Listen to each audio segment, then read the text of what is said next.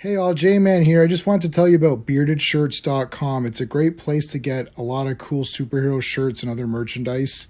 You can scroll, they've always got sales on. As you can see, they've got these really cool print all over shirts, which I really love. That's Eddie, the founder of the site. And if you're looking for stuff, all you got to do is you click on the search here and you can type in all over. And that's going to show you the all over prints, which are really, really cool. Look at that. You got Legion of Superheroes, you got Brave and the Bold, you got JSA, you got Superman, Green Lantern, Wonder Woman, all kinds of stuff. So check out beardedshirts.com.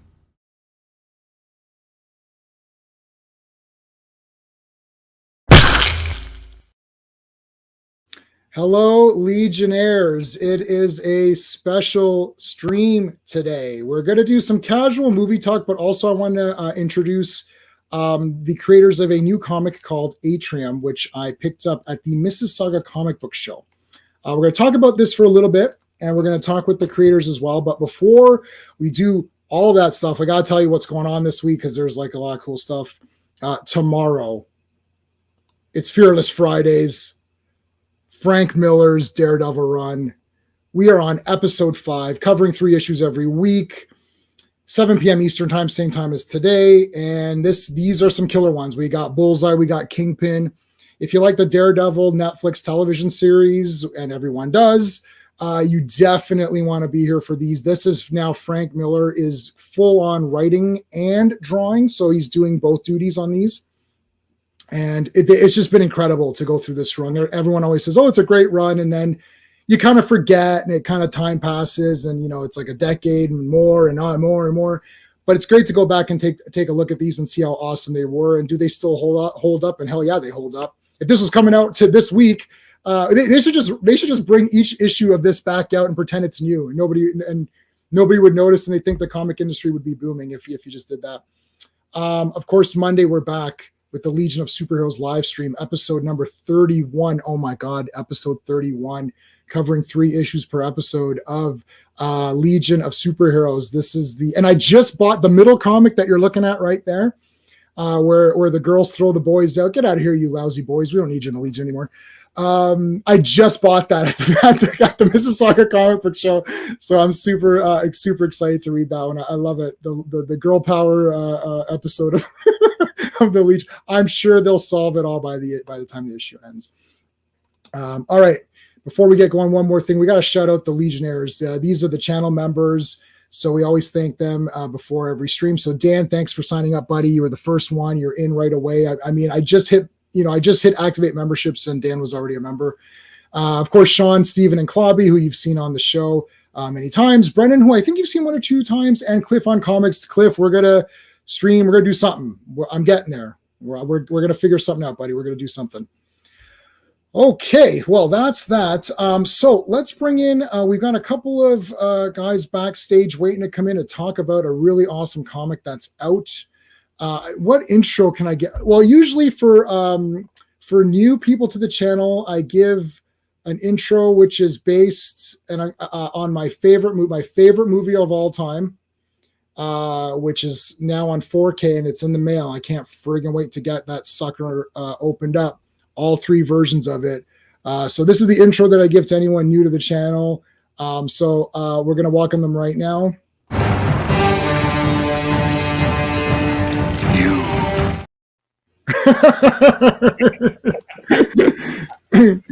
All right.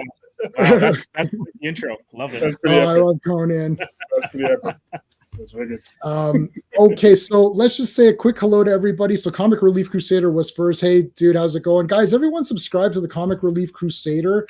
I'm gonna in a couple of minutes. I'll post your link up there, buddy, for everybody. Mordecai, what's going on, man? I haven't seen it in a bit. Joe Dog, yes. You got Valkyrie today? Oh yeah, that's Valkyrie. Awesome. Thanks for popping in, everybody. And okay, so I'll say really quickly. I was at the Mississauga Comic Book Show. I was the first one in the door because if you're not the first one in the door, you're a loser. And I was the first one in the door. Whatever. I mean, yeah. And Chris, the comic vet, who I did meet there, he was not first. And he tried to butt in. And I thought, are you crazy? Like, no, I don't care for friends. And when it comes to comic books, there's no friends. It's like we're all on our own, getting whatever whatever books that we can. But I was at the comic show and walking around, and I saw this comic. So let me make myself full screen. Oh, actually, I'll show you my copy here, which is signed. But I'm going to put it up on the screen so people can see it better. It's better this way if I put the overlay. So there's two covers that they had on sale. I picked cover B only because I thought there was better signature opportunity. I'm like, because I was like, as soon as you could sign it, I was like, oh, I bet you could sign it in this spot here. That's the only reason why I took cover B. I do like both covers. Didn't even think of that. I didn't. No, I'm an autograph collector too, so it always irks me when like the placement is off. Like Mike Grell, Legion Warlord, right? Worst signature placement of ever. Like anytime I see a signed comic, it's always in the dumbest spot. I'm like, Mike, dude, like, what are you doing, man? Like, you're a comic guy. I heard Jim Lee's like that too.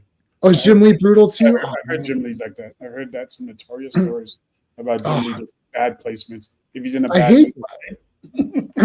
So the comic's called Atrium. I'm gonna let them talk about it. So I grabbed a copy, and there's a Kickstarter for issues 2 and 3. So I'm gonna put that up in the chat while you guys discuss the comics. So Steve, Vaughn, I don't know who wants to talk about it. How did you come up with this idea? What's your process? Like, what's your goals with the book? Whatever you want to say, let's talk about it. Okay, sure. So Atrium, it's an idea that's been kicking around with the co-creators for quite a while.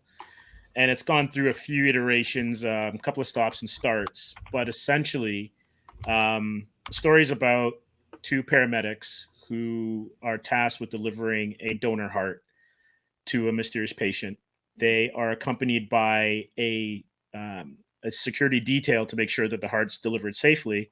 And along the way, they're intercepted by a team of assassins. And their trek to the hospital is rerouted, and they are sent into the subway tunnels. And en route, the train explodes, and then it's a race against time to get the heart to the patient on time. And so it was kind of interesting how this all came together. I guess it kind of came to us as an idea that we could do as an independent film, a short kind of couple of location type film. And then it expanded into, well, maybe we could make it into a book.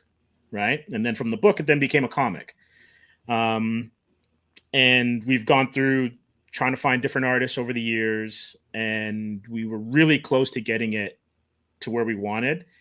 And then we had to kind of restart. An artist that we had didn't want to go through with it. And then we decided, well, if we have to start from scratch, let's tweak it a little bit. So the story, I think, is stronger. It's a lot better. It's more concise, and it's got more heart and more stakes with what we've got now. So it's issue 1 was part of a Kickstarter that we had in November, if I'm not mistaken. Yeah, maybe it was October or November. Yeah, mid of 2023. October. Right. Yeah. And it's part of a 5-issue series. The series will end after 5, but what goes on in that world is totally expandable after that. All right. Yeah. So do you have do you got something set up if you want to either continue it or spin off? Oh yeah.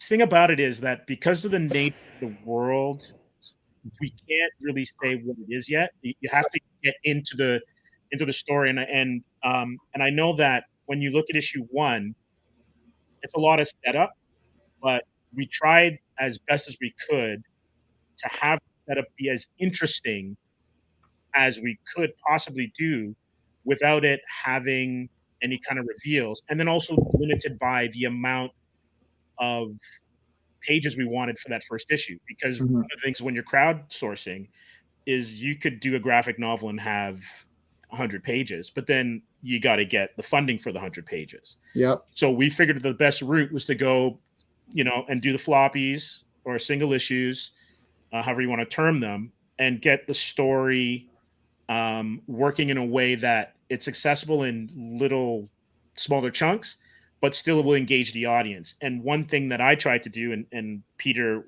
was the co-writer, my co-writer on this, was totally in agreement with, was to make it almost as though this was like a serial, like the old kind of like at the end of every episode. Oh, I've got them all. Every superhero one is right there. There you go. that right? shelf right there. Right. So every episode ends on a cliffhanger. Cliffhanger, yep. Right. And that's what I remember as a kid. It was like next issue, that last page, next issue, the appearance of somebody, the tentacle, Dr. Ock's tentacle kind of comes in. Right. And you're totally stoked waiting 3 weeks for the next issue. That's kind of what we wanted to do, especially since we were going to kickstart it. And then what we've decided to do for this next Kickstarter, after successfully funding issue 1, is to do 2 and 3 together, because just the nature of the way the story breaks. Mm-hmm. And then we also wanted to save our backers some money when it came to shipping, because shipping can be a bit it's a bit of an albatross, just because of international rates, and it's crazy how expensive it is to send something, like a comic book. And so we wanted to give any of our backers a break and not have them, spending essentially what would be almost like 2 issues worth of backer money on shipping. So you can get 2 or 3 books at the same time. Your shipping's kind of taken care of, and you'll still enjoy the story. Yeah. The shipping, you know what? I think you made the right decision in not doing the graphic novel, because I did order, way back now, I guess it's been a while, ISOM #1 from the Rippaverse thing. And I literally cannot order anymore. It ended up, I did get a signed version, so there's that. It ended up costing like $110 or something. And I thought, this isn't good enough for $100. Like, it was okay, but I'm like, this isn't $100. I'm like, I can't do this again. And I ordered Last Blood from Rob Liefeld. I'm a Rob Liefeld fan. I'll say that at the beginning so that people will forget as we go, because everyone gets Rob Liefeld. They forget everything else. They'll forget by the time everyone knows I love Rob, and they always I get made fun of. That's fine. But I was on his Whatnot stream. Boom, ordered his Last Blood immediately, and I ordered a signed copy. Again, that ended up being like, $95, like, because the shipping is like $24 American, which is about 4,000 Canadian. About that, if you do the depending on the day, depending on what day. You actually got good quality out of this too. I was printing my own pulp magazine, because I like pulps like Spider and Shadow and all that. So me and my Steven, who will be coming on at some point, and Sean, who can't make it tonight, we were doing our own, and we ended up literally just going to a printer. I work in the kind of the paper industry, and I had a contact, and the guy's like, I'll just do it like just the cheapest, but this is like, our cover was okay. But the interior pages were crappy, because they're just it was just text. So it didn't really matter. But this is actually very good quality. You're not gonna be able to tell. I'm not gonna take this out, but like, you won't be able to tell here that the quality is that good. The cover's nice. And I didn't mention this in my review, and I wanted to. I don't know who did the logo here, but it's bloody awesome. That's Vaughn. Is that? Oh, dude! Reserve your flowers, Vaughn. Oh, I don't know. It's so neat. I was like, this looks really cool. The font is awesome. But I guess that's a good segue into for Vaughn to take over. Let's put you to the. There you go. I guess flipped over to the top. Oh yes, got to the top. Yeah. So I'm more in the background. I don't write. I handle more production and some of the other stuff with Steve. So me and Steve are kind of spearheading a lot of this. We have the other partners as well too, but we're at the forefront of doing the fulfillment and stuff like that. So me and Steve are really getting a lot of that stuff. Even like now, I have the 2 and 3 Kickstarter open, because I wanted to start getting some stuff sorted from that. And we were just over at Gotham the other day at Gotham Comics, Gotham Central in Mississauga, because we did a video with Carlos, the owner. So we're trying to build up our YouTube presence and just our presence in general, because it's more of a long game, I find, with all this stuff, right? Mm-hmm. So you just got to be out there and doing stuff. So yeah, we're doing a lot of these small cons, but yeah, I handle more of the production on the back end with the book production, printing, sourcing printing and all that kind of stuff. So he's also with that art book- director. He's also Yeah. art director. Sorry to cut in there, Vaughn. So No, whenever no. there's an art decision, because Vaughn has a very keen eye, and he's also a kid of the 90s books. Yeah. So Right. You Do you know. like Rob Liefeld or no? I You're don't allowed to mind say Rob. no. I don't mind Rob. I don't mind Rob. I do have some issues with some of his stuff, but I can unapologetically say that Rob knows how to bring the energy when it comes to a book. Yes. yeah, yeah. Right? It's that manga. It's the US manga connection. And you're like, oh my God, this is like a manga, but in color. And it's like, I Yeah. love manga also, but Definitely. He knows And how to make it you're a fun. big fan of Wills too, right? Wills Portacio. oh, Yeah, for I'm a sure. big All those fan of guys. Willis. Yeah, Yeah. big fan of all the '90s guys. Willis, Silvestri, but I still think like one of Jim. Rob's best, probably on a little bit of a tangent. One of Rob's best books is when he did that X-Force book, where he did it sideways. It was X-Force inspired. Yes. Oh yeah. I have that. Yeah. Yeah. So Me I think too. that's some Me of too, his yeah. best art that he's done. I got that overall, off the right? rack, man. It was so cool. Yeah, same here. Same here. I still have a whole bunch of his books from X-Force 1 in bags as well too. So that kind of Nice. shows how old we're dating ourselves a little bit. But yeah, Yeah. so I generally deal Okay. with a lot of the design production on the back end, and that type of stuff. So like whether it's video, print, and stuff like that, we try to kind of be a cohesive unit. So those guys handle all the tech stuff and whatnot. If you ever see a spelling mistake, that's probably me more so than Steve or Peter. So just No, it's keep that in Chad. mind. It's Chat GPT. It's It's the ChatGPT. AI's fault. Oh, fire them. Fire chat. Yeah. So that's where I come in. So like you were saying the print quality of the book. Actually, the print quality of the book was attributed to we got a printer. It's an American print house down in San Antonio. I think it's Texas. Yeah, San Right? Antonio. So we went to an American printer because we had a lot of problems getting in touch with Canadian printers. We knew like Quebec Core used to be a big one that was out of Quebec and some different parts. But then I don't know if they're printing as many books as anymore. There's Transcontinental. They're doing publishing as well too. But for them, you need big orders, right? And I think we are a little bit too small.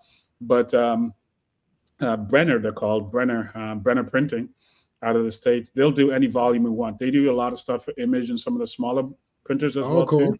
And they'll do any volume. You just give them the specs. I think we're going to try to we're going to see, but we have to we're trying to do a free comic book day, kind of teaser too. Yeah. So we're going to be, all of our guys, we're trying to get around to different stores and we're going to give a free kind of preview of issue 1 and 2 packed as a bundle kind of thing and see what we can kind of get and just promote. It's all about promotion. That's our big thing this year. Not to speak for Steve, but our big thing is just getting out to the cons. Like that one was our second con. We were just at Kitchener. We were just at Kitchener the weekend before. Yep. So we did that one as well too. And then we're doing the Toronto one as well too. That's up in I'll be there. Yeah, so we're doing them all, man. We're doing them all. So when you're in there, let us know.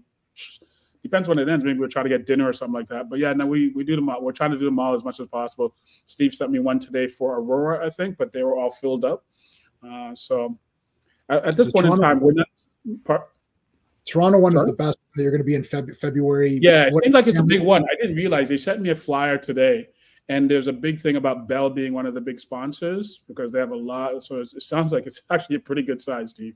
It looks like it's a pretty good size. Okay. Right. And so I'm kind of energized for that as well too.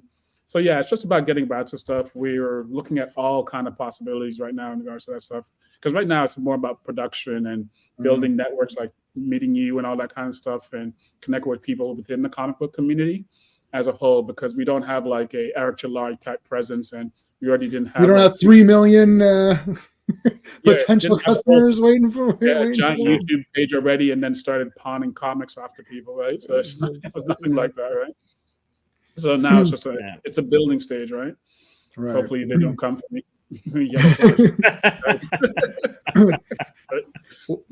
Well, no, that's awesome.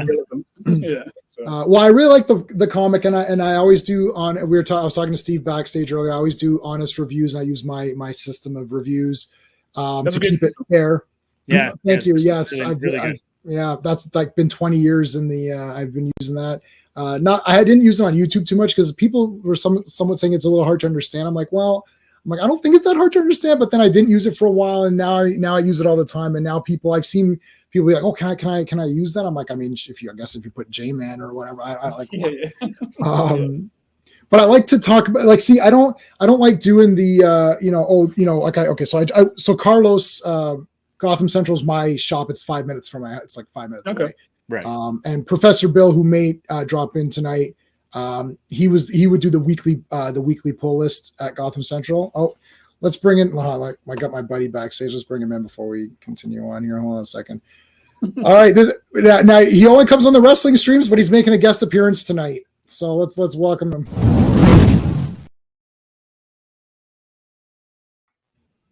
Hey, what's going on? Hey, How are you? good. How are you? Not too bad. Doing good, man. Doing good. We got Steve. We got two. I've aligned it so that Steve's on the same side. Or should we do? Let's Team Steve. We do. There you go. So you can. There's Team Steve then. I'll go Team Ballheads then. Oh my God! Yeah, there you go. There we go. Oh, that worked out. Awesome. Well, now I'm not going to I love invite it. Bill because Bill's going to ruin the entire. He's going to ruin the format. Yes, he has a beautiful hair of head, and his name is Bill, not Steve. So Yeah, and he cut his hair. He didn't shave it. He used to have the long hair. he used to have long hair. But Gotham Central is my local comic shop. Hey, Shop for Comics, what's going on, man? Thanks for popping in. So like I picked up Batman and Robin, right? So I don't do this, like, because people used to say for movies, like, how could you give this movie, like an 8 out of 10, and you gave this movie a 6 out of 10, and I'm like, well, because that movie that's an 8 out of 10 is a better version of that movie. You know what I mean? So it's like if you're reviewing, like if someone says, let's watch, Indiana Jones and the Temple of Doom. It's like, okay, well, Indiana Jones and the Temple of Doom is not the same as Friday 13th. So, right. Like Temple of Doom to me is a perfect adventure film. I love that movie. And Raiders, those first two, they're both 10 out of 10. And Friday 13th is, or Halloween, let's say Halloween is a 10 out of 10 slasher movie. Mm-hmm. Then you have to personally think like, do I like slasher movies more? But I don't do it that way. If you like slasher movies, chances are Halloween is going to be a 10 out of 10 top tier. If you like Superman, right, you're probably going to be familiar with Kurt Swan's art, who did it for so long. That's a Superman that That's how I look at it. When you buy a Superman comic, you have expectations. So for number one, that's a brand new comic that's like there's no comparison. So I only have to, I don't know what I'm going to get out of this. And I really enjoyed it. And it can work cinematically. Mm-hmm. I was almost thinking of it as an animated film, but done as one of the more like I don't want to say better quality animation, because like I was going to say Ghost in the Shell, but you know what I'm saying? Like it almost feels like it could have been something like that feel where it like anime, when anime started up when I was a kid, it was very serious. Yeah. Mm-hmm. And so I'm watching Akira and Ghost in the Shell, and everyone's watching Lion King or whatever. And I remember people be like, oh man, Lion King was great. And I thought, yeah, that was a cool movie. They're like, you don't think it's like the greatest animated movie ever? I'm like, no, not even close. Like, have you seen anything from Japan? And it's tough. It's tough. You watch Akira, Ghost in the Shell, and then you're like, you go to Disney movies, you're like, I guess they're okay. Like, or watch Ninja Scroll. Ninja Scroll, Ninja or like Macross, or even like as a kid, I would come home and watch Battle of the Planets / I've got the Blu-ray of that, right. And they were killing people left, right, and center in that cartoon. Oh yeah. So your sensibilities are completely different, and I think that's one of the reasons why, even as a kid, I liked Warner Brothers more than I liked Disney. So I was more Bugs Bunny. Yeah. Oh my God, you got the. I was Mickey Mouse. You got the expert, like literally. You could not have asked for a more nerdy nerd on this stuff. That's like weird. That is uncanny that you said Steven, that. You know what I'm getting at, right? Yeah. Oh, I know exactly what you're getting at, and I appreciate it both. But if you ask me which one I would prefer, it's Warner Brothers, hands down, because it's just like that. It's not just like content; it's experiential, right? So like. So many times, like growing up, I was in a bowling league, and I didn't get to watch Saturday morning cartoons because I was bowling every Saturday morning. I only got to watch it in the summer when the bowling league was done. But one of the things I was able to get home to and watch was the Bugs Bunny and Tweety show. Oh yeah, every Saturday, and that's Sunday. Yeah. It was mid-afternoon, right? It was in that block with like My Pet Monster. Yes, My Pet Gadget, and all those guys all together. There was, but it was 11:30 is when I remember Bugs Bunny and Tweety shows on, and I watched it religiously. Like if I missed the Bugs Bunny and Tweety show, I was actually sad. Yes. And then in the afternoon, swing. But we were talking about wrestling earlier. But I also think too, the thing about, and you know what, I think you can also use this in terms of comparison with Marvel and DC, especially like in the 70s, like 60s, 70s. Mm-hmm. I think in a weird way, DC's gone way darker than Marvel has in recent times. But if you look at like Superman, Batman, Robin, and you look at some of those Silver Age comics, it's almost like that's more like Archie almost. Yeah. Right? It is. And then Marvel was like mad serious. They're like, you know, they had race riots or allegorical, connotations of that, or the student protests of the 60s. The Marvel just seemed to be more grounded. And I think Warner Brothers was like that too, in terms of Bugs Bunny, because you look at the subtext that was in a lot of those cartoons. Yeah. I understand why watching it with my dad liked them as much as he did. And then I liked them for another reason. And then when I got older, it's like, oh, the sheepdog and the coyote, they're just playing a role. That's their job. Yeah. Oh, I get it. All that stuff that went over my head, you totally get. And then whereas you might have liked the Roadrunner as a kid, you absolutely sympathize with Coyote when you get older. I do. I do. Big time. He is the most persistent character in cartoons. He will not give up. Though he should have figured out Acme did not sell good contractions like way before. It was that fast delivery that got him every time. Yeah. The same thing as Amazon. You see, Acme cornered the market. Actually, you know what, Vaughn? Acme is Amazon. Like they would deliver stuff in like he'd order it and it'd show up, and it would fail. But not saying that Amazon stuff fails, but like that immediacy of wanting something and getting it, totally right. Amazon quality control. I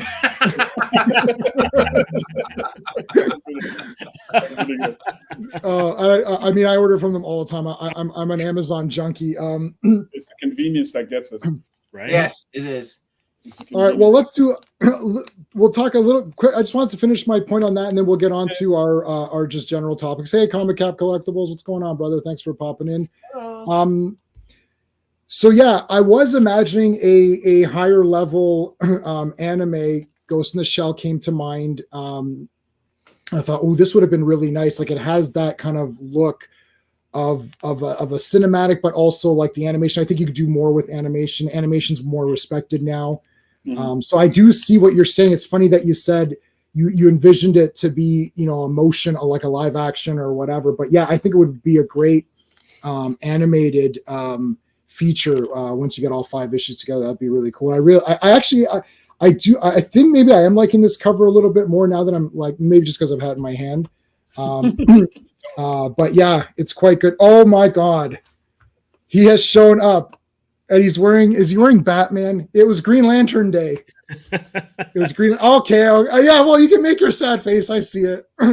All right. Let's give him the, I'm going to give you the, or should I give you the other one? Maybe I should give you the other. Oh, dude, I got to give you this one just for jokes. Okay. It's just a for jokes thing. Okay. I don't. It's just for jokes. But guess who shows up for no reason at all to get his grandstanding and hot dogging in? You, man.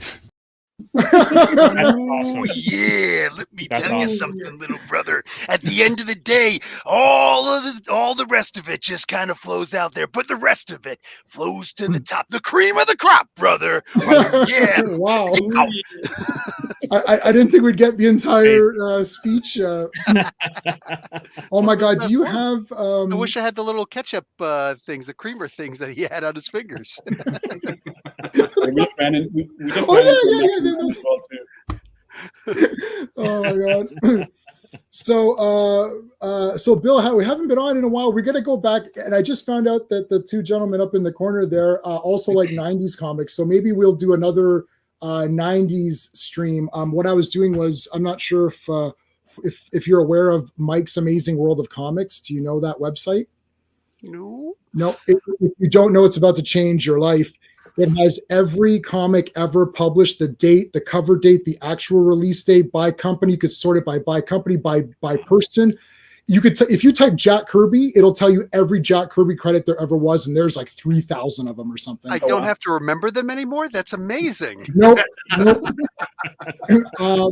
So what we do is we start with. So what are we on? Hold on. I'll tell you right now what we're on. I should have a note of that.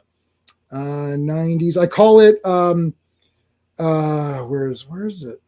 Why am I not being able to? Okay, I call it Days of Thunder, the awesome comics of the 90s.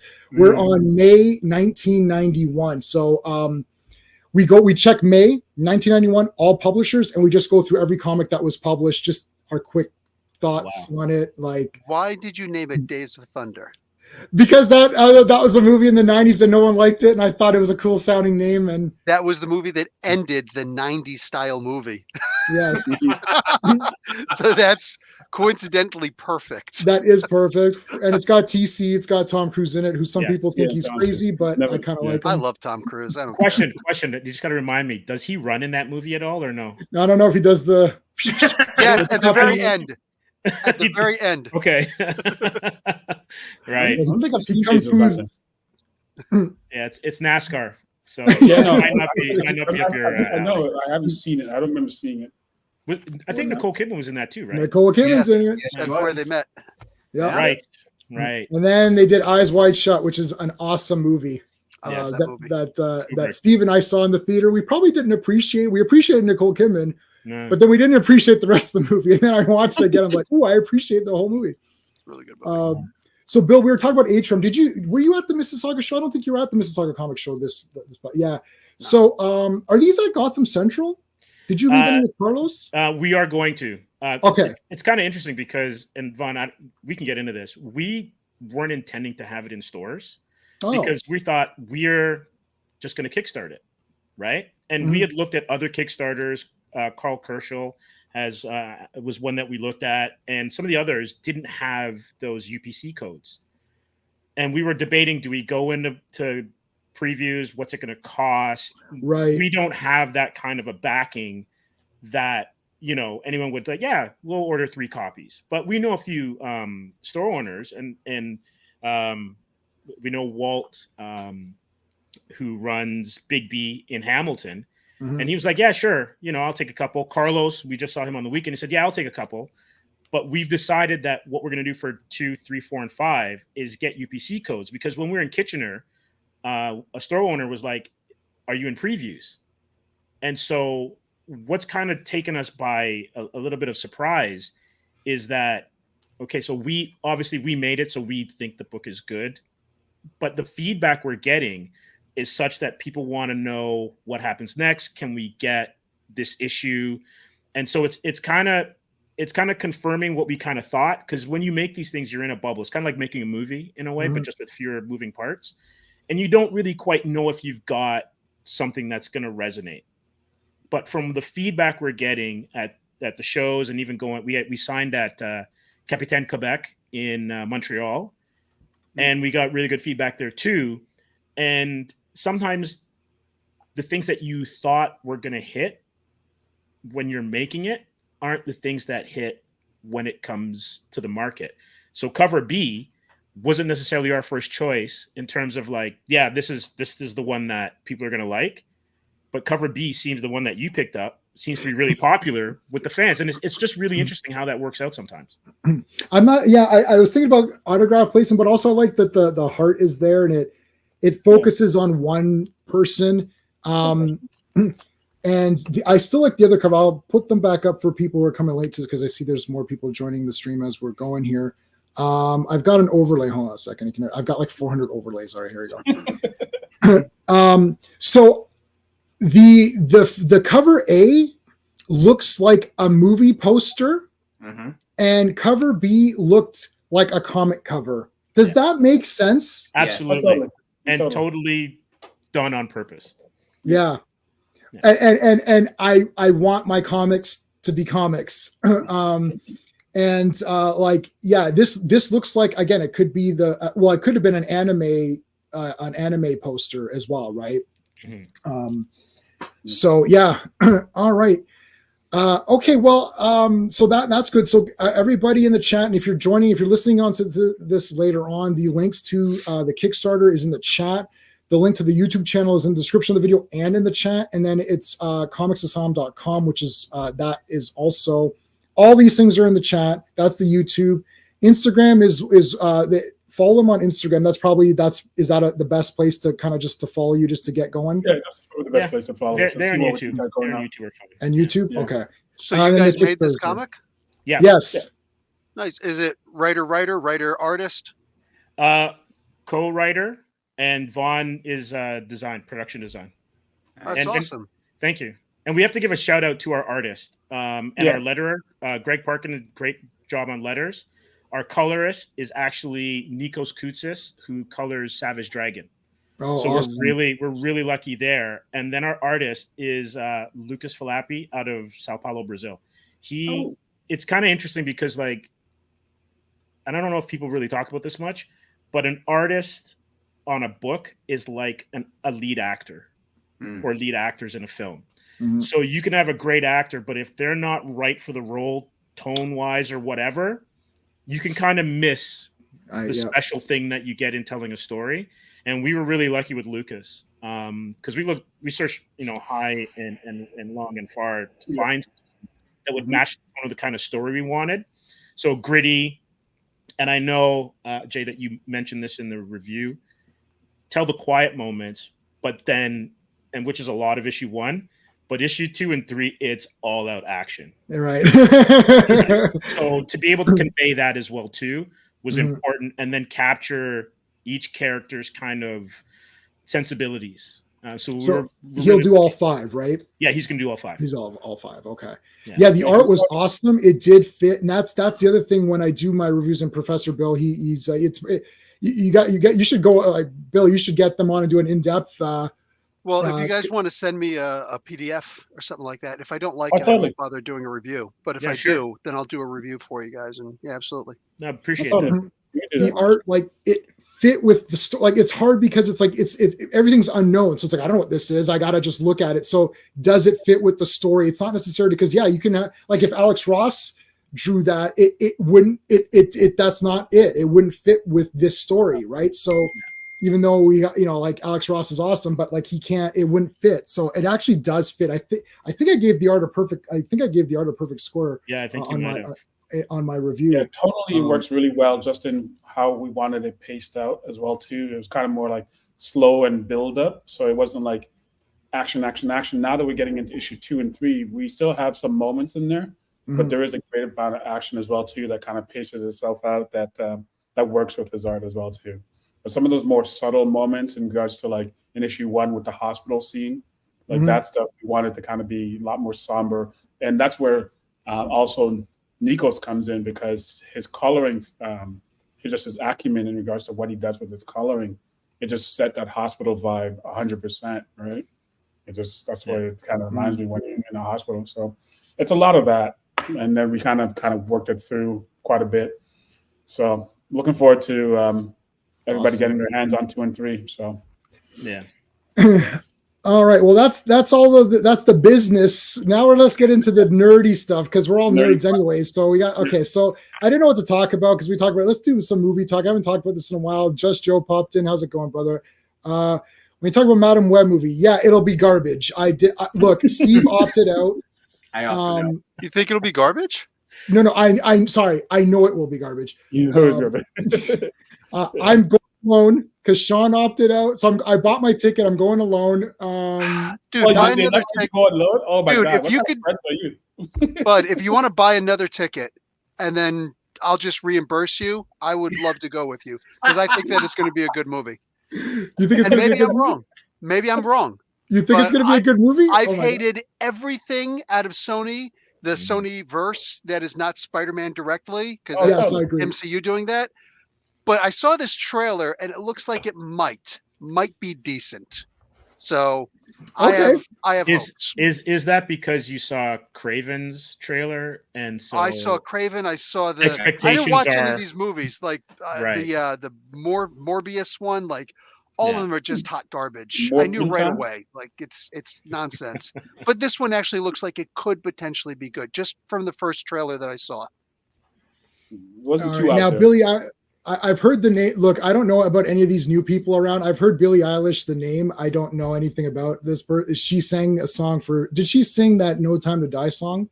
Well, she was murdered while performing it. That's what I heard. And that song sucked. So that's my opinion on that. That movie wasn't good either. No. It was a horrendous dumpster fire. And they thought they'd kill James Bond at the end to be cute, and you're like, this is absolute garbage. It's like, well, he's not going to do any more James Bond movies. Well, every time they switch Batman, they don't kill Batman in the movie because the actor's not coming back. Like, it's a bad taste in your mouth. The people's now got a memory of this character dying, and it's bad precedent. You know what's interesting though? Let's just stick on Bond for a second. Yep.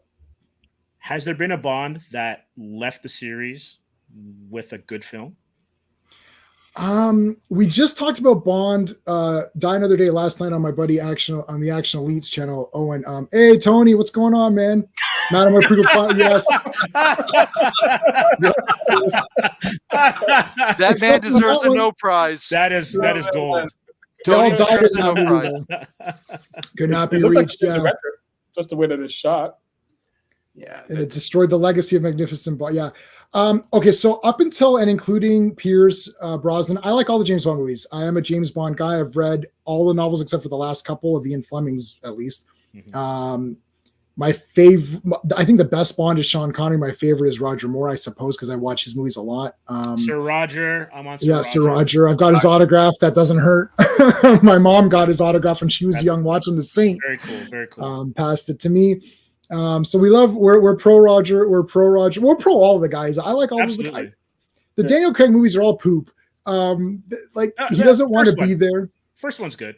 First one's okay.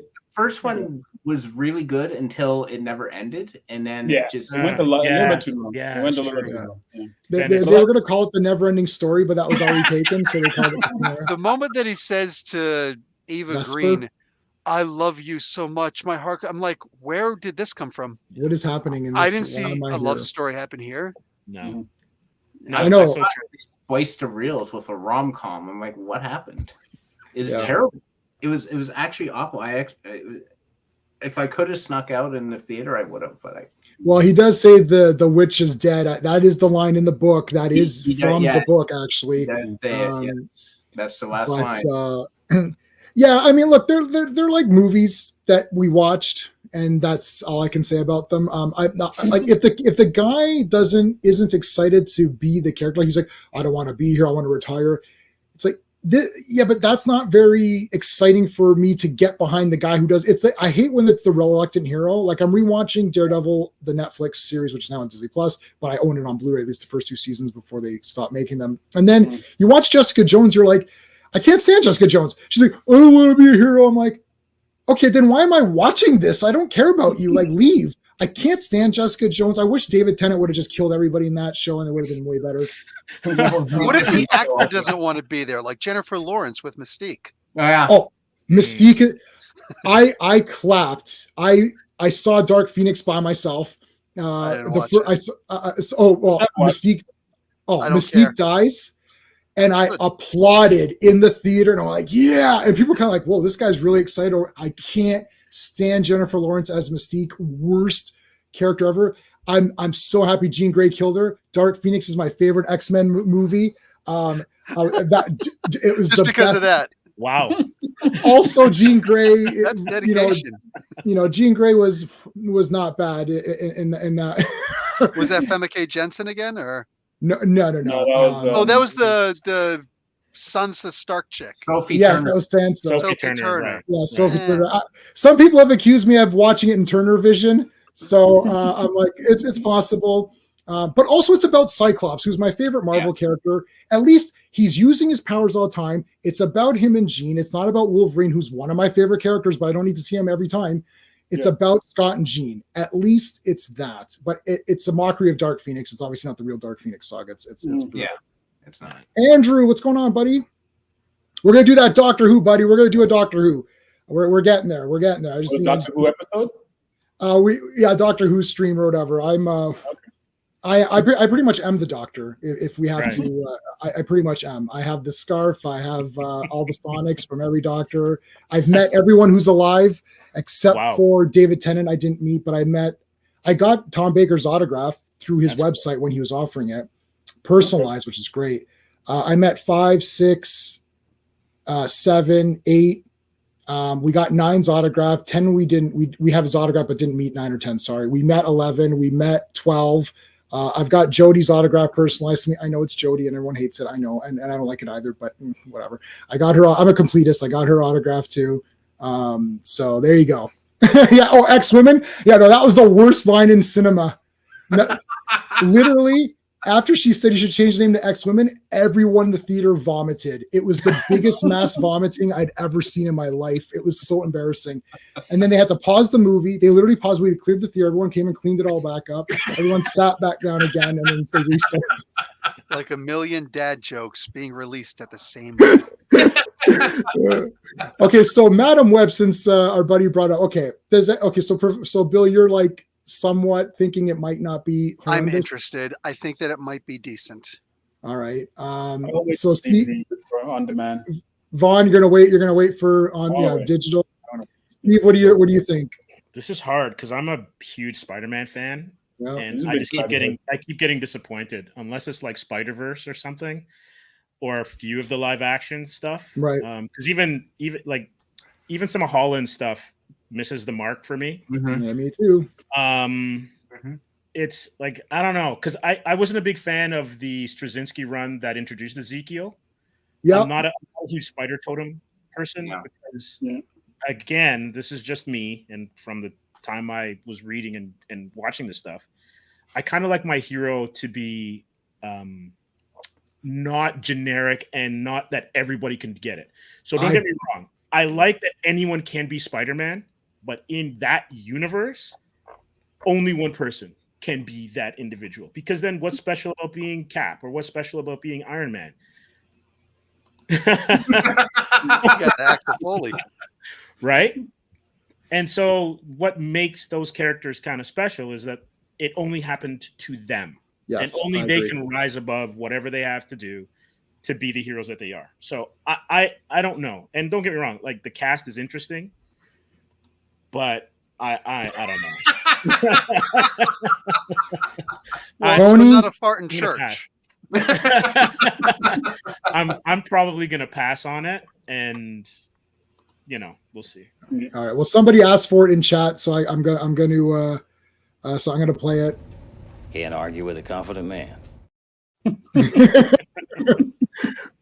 For another one of my favorite movies, Assault on Precinct 13. Oh yeah. Oh wow. I actually I started writing a script for a movie called Bishop, which would continue Bishop's story in like another film. I actually started coming up with like what Bishop did afterwards, because he's still a cop. Plus I have his autograph, and Bishop is just freaking best in that movie. And Napoleon, when the two of them together are just like the damn best. So Tony's not looking forward to that one, I suppose. All right, Tony. Well, what else? There's the next thing coming out Dune is coming out. I got the Dune tickets. We're going to the fan experience or whatever. I'm a big Dune. I read the first 3 books a while back. Those are the only good ones. 4 was pretty. I read 4 and it was okay. God Emperor Dune was okay, but I like God Emperor. I still like God Emperor. Yeah, it's the 5th one. I couldn't finish it. It was a bit too dense. Look at my little arms. Oh no, I broke one again. Oh yeah, you're not gonna say that shit in front of him. That's guaranteed. He'll destroy you. You're just because he's a fictional character, you can get away with that. But I am the Kwisatz Haderach. I'll whoop that ass. How many books in total are there? 6 by Frank Herbert and 4,000 by his grandson. No. They also did 2 extra afterwards that were the script, the original script by Frank Herbert that his son and friend put together also that ended it. And I thought that just ruined them. Like anything I could have possibly hoped for was just ruined by it. So for me, it's the first 3 books. Right. Yeah. And then after that, everything just goes happily ever after. Leto goes off, and I don't know that he actually becomes the great Sand Warden or not, but he everything just kind of becomes good. Oh, man, he became a worm. That's epic. I can't That's ignore that. Not that kind of worm. He didn't even become the good kind of worm. He became a slug. He became a slug. Okay, that's what he became. Yeah, he became a Jabba the Hutt, basically. Exactly. Give me but Jabba the Hutt's like the coolest monster ever. Like everyone likes Jabba the Hutt. Like I don't like Jabba the Hutt. What? Oh my god! I didn't know you had to leave so early. Well, that's cool, Bill. We'll talk. We'll talk to you. No. All right. Well, did you guys like the first? Okay, I can't review. I tried to review Dune. I think I gave it a 7. Like, I know the books, at least the first book for sure, really well.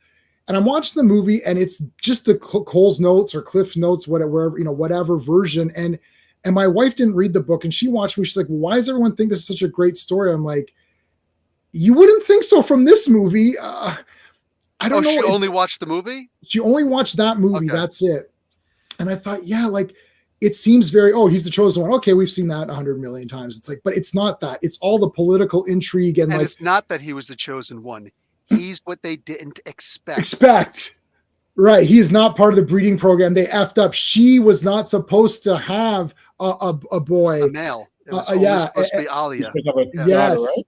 Yes. Yeah. So Jessica went against the Bene Gesserit. That daughter through the Atreides line, and then Fade Hartha from the Harkonnen line. Those two had made, and that one should have been the Kwisatz Haderach, whom the Bene Gesserit sisterhood could have controlled. Right.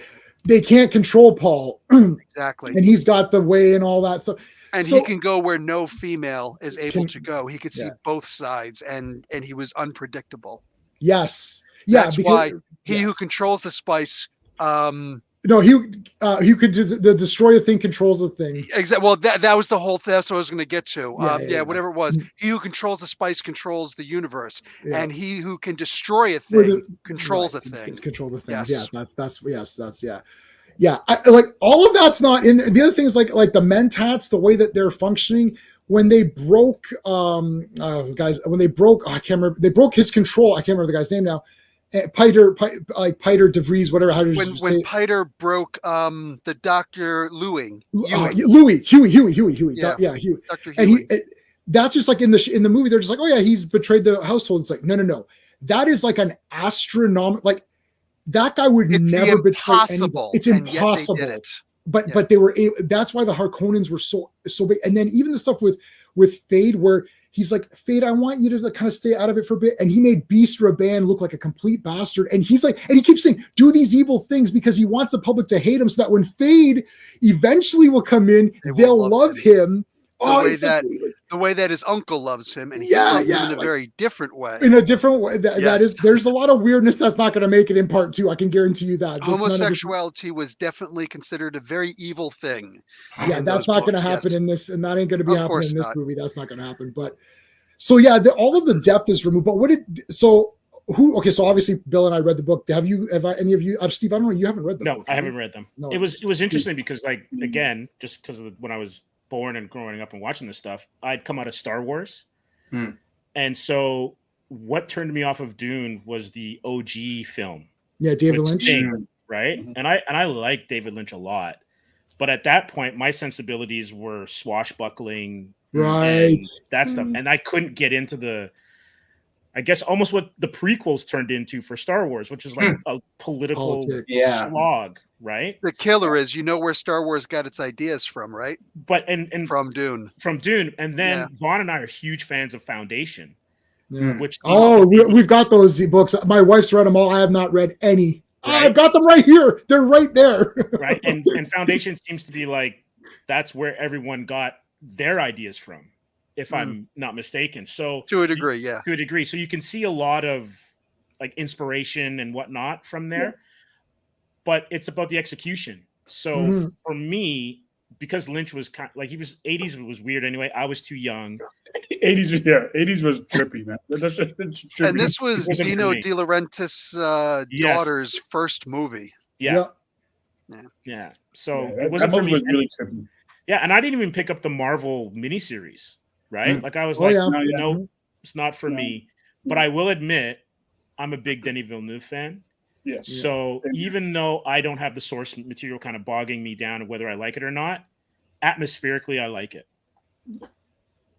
I can agree with that. Has anybody seen the miniseries? I own everything there is with Dune on it. No. Nice. Have it all. I liked that better than the David Lynch movie. I will say the soundtrack was epic on that movie. I love that they had the internal dialogue, which drove the movie. It made it so epic. But unfortunately, they changed the weirding way to it's a sound attack. That's dumb. Yeah, and he destroys Arrakis. It was the dumbest thing imaginable. I still like the movie anyways because I'm a simp for it. It looks awesome. The soundtrack's good. All the designs are cool. Watch it. Like the way they did the Spacing Guild, man, that was awesome. Like they haul that tank in. It's like, it's like, what the hell's going on? It's crazy. But the ending is horrendous. Did the first 3 books really well. Pretty good. Yep. Yeah. How many episodes was the miniseries? 3 for the first one because that was just for the first book, and then 3 for the second one because the first episode was Dune Messiah, the second book, and then Children of Dune, the third book. Those final 2 episodes were for that. Okay. But it was a 3-episode miniseries for the second one, but that covered the next 2 books. Dune Messiah was actually a really short book. It's my favorite book because it showed how amazing Paul Atreides was, while at the same time how weak he also was, and how he had to overcome all of that, and it was brilliant. Dune Messiah, and you can actually read it. How far in this Danny's movies will it take the series? Because he says he's going to be done after 3 movies. That'll be for the first book. Yes. You got to read the first book. Yep. Well, hold on a second. Is Irulan even in this second movie? Oh, if that's Florence Pugh is Irulan, right? Yes. Yeah. Okay, she is in the. And realistically, Irulan was doing the heading for each of the books. Yes. Like there was the little heading, like the Dritz to Erden, commentary in the beginning. And then she didn't appear until the very end of the book. Right, because he just marries her at the end. Oh, sorry, I'm like, wow, are you really going to do that? Sorry. That was a Mark Ruffalo moment. Oh, please, no. Oh, my God. I hate him as Hulk. Okay, so whatever. Who cares? So after part two, that's book 1, I think. Right? There's not going to be 3 parts to book 1, is there? With Dan, I don't know why there wouldn't be. Because this movie should be Paul in the desert. And then, if they end it, I don't know. Here's my opinion. These should never be movies. They should have a movie budget, but they need to be a series because there is so much depth to these books, It's Game of Thrones. If they had done it like a Game of Thrones, but I guess that's a hard call sometimes too for a studio to commit to where it's not like, for instance, now that they know that the first one did fairly decent. I mean, it did good. It didn't do like crazy Hollywood numbers still, right? And they're expecting a lot from this one, right? But I think they could do some of the offshoot stuff pretty straightforward. They would commit to that. But when they first started the Dune stuff, I don't know if they would say that they were going to give it, a $300 million budget for a 10 or 12 episode run, right? Exactly. But even then, by making it episodic, you run into this problem. Did anybody read Neil Gaiman's New Gods? My wife did. I know of it. Amazing, amazing book. And then the next book, Anansi. They turned that into a TV series and they just extended things and started adding things. And it's like, no, this is unnecessary. Don't add to this. Say again? That was the Stars. I think that was on Stars, yeah. Stars, yeah. I watched the very first, I think the first season I watched. And I generally liked the actor, the main actor guy, the 2 of them. I like them, so I watched it for that. But a lot of the stuff was a little bit over my head based on I hadn't read the source material. and they didn't really make it easy to digest as much. Like he kind of got hints of what was going on, but it was still a little bit too abstract. I always say just read the book. Like honestly, with Dune, with New Gods, and Nancy Boys, it's called, based on Anansi. I say just honestly, just read the books. Take some time, read the books, get that true experience, and then just critique all the rest of the crap. Because Dune, if you just pick one book, Dune might be my favorite one book. Just as you just say, pick a book. Yeah, like I like for me, 2001: Space Odyssey. I have two favorite books: Dune and 1984. Yeah, all the other books can just kind of you're all a close second. You know. Right. Yeah. Did you ever read Rendezvous with Rama, which is Arthur C. Clarke? Oh, interesting. Man. No, it's friggin' awesome. It's exploring a ship, but the ship is like a city. But remember Dark City? Did you ever see Dark City? Yeah. One of the best movies ever. I don't know what anybody says. Oh, I saw that twice in a row. Like I went to go watch me. Like, oh, this is the best. I went the next night. I wish I could have seen it, but the director's cut just makes it even better. It's even better. Yeah, Alex Proyas is awesome. But it's like that. It's like the ship is huge. But so Morgan Freeman was supposed to do this movie, and you just ruined that movie. Now, listen. You need to stop talking, Jay. What movie? What movie did I ruin? There is no movie. Stop it. There's no Rendezvous with Rama movie. Morgan Freeman was supposed to do it. Dark City. Oh, but it is a city. They're in a city. Oh, sorry. Whatever. Everybody knows that. Listen, I spoiled Planet of the Apes Part 1 for my wife like the day we're about to watch it. You spoiled it. You dirty, filthy ape. I am. We're all apes. Hey, Gray Malkin, dude. What's going on? Hey, what's up, Derek? What it is? I haven't seen you in a while, man. Let's get his channel. Let me put his channel up there. So Gray Malkin has been on a bunch of times, and if you want to join us, dude, let me know. I'll send you the link. Let me know. I'll send you the link. I'll just send him the link, anyways. Let me link your channel here. The Living Memory of the X-Men. Yes. There you go. That's Gray Malkin's channel. I posted Bill's. Bill just did an interview with Christopher Priest, which aired while I was at work. I was thinking of just listening to it at work, but I'll watch it after. I wanted to live, but he didn't like that I put his date of birth on there. I'm like, it's everywhere, right? He's like, I still don't want that. I was like, done. So I actually did that interview 3 days ago. I wish I could have just done it live, but it is what it is. He's still one of the best. So whatever he wants, done, dude. Well, pretty much whatever he says is just you're gonna do it, obviously. But I mean, yeah. Like I got Declan Shalvey, I got Greg Peck, I got a few other people coming up soon, and like, yeah, I'll get around to it, whatever. But no, you're going live. But what if? No, we're going live. You don't get the priest treatment. How many Dora Milaje did you create? None, exactly. So. All right, let me send the link to our buddy here, Gray Malkin, see if he can come on. I don't know if I have your intro anymore, dude. I lost everyone's intro. I didn't did I re-upload yours? You reformat the computer or no. StreamYard. I cleared out everything because I had so many things, and then I had to start adding them back. I'll give him a cool intro when he comes in. What was his original intro? I actually made a custom one with the X spinning, and this is Gray Malkin or whatever. I want my Conan one back. Yeah, it is. I use it for brand new people to the stream or whatever. So is is this icon the Cyclops with is that the Neil Gaiman run or who? Warren Ellis? I mean, my eyes are garbage. It's like I can barely tell that we're. I don't know. I can't. Let's put it on the screen. Huh?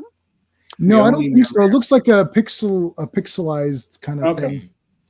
Yeah, it would be an X-Men thing. He only talks about X-Men. 1407 Gray Malkin is the address in Westminster for the X-Men. Yes. He only talks X-Men. Yeah. Okay. All right. So what else is coming out? Okay, so Dune. I guess. I mean, we're all gonna go see Dune. There's we can talk Deadpool. We can talk the Supergirl casting if you want. Well, what about the Supergirl casting? I mean, hold on. We got Gray Malkin in the back. What am I gonna give? I'm gonna give you one.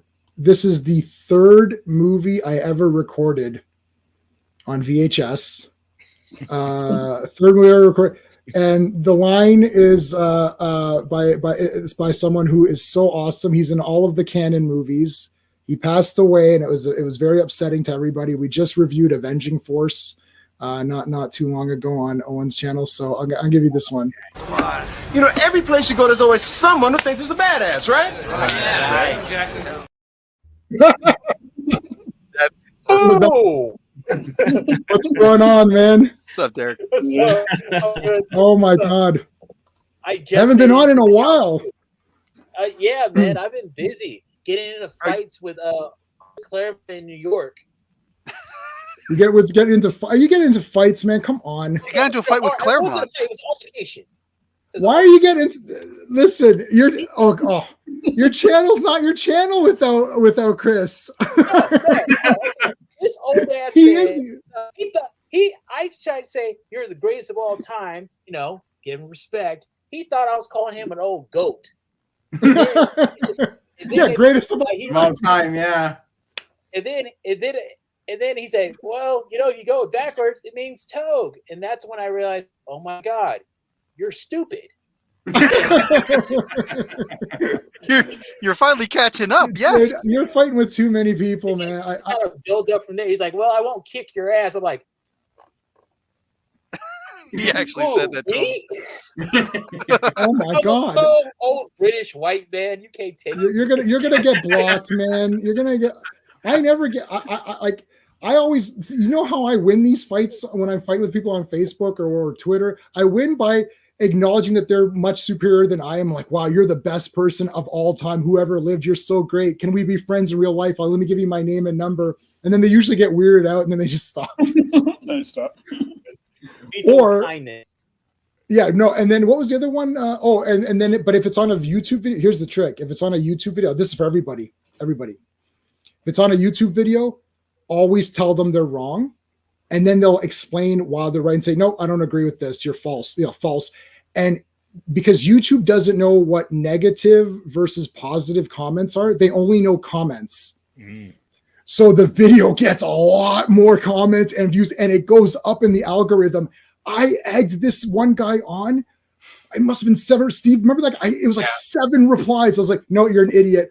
Oh, you're an idiot. I'm like, you're false. It's like none of your arguments make any sense. Oh, whoa. And he just kept going. And finally he realized that he's like, this guy just, I didn't even read any of his comments. I don't care. I don't care what he said, but it was so good. I egged him on a lot. So that's how I got 2,500 views on my doctor. Farming engagement.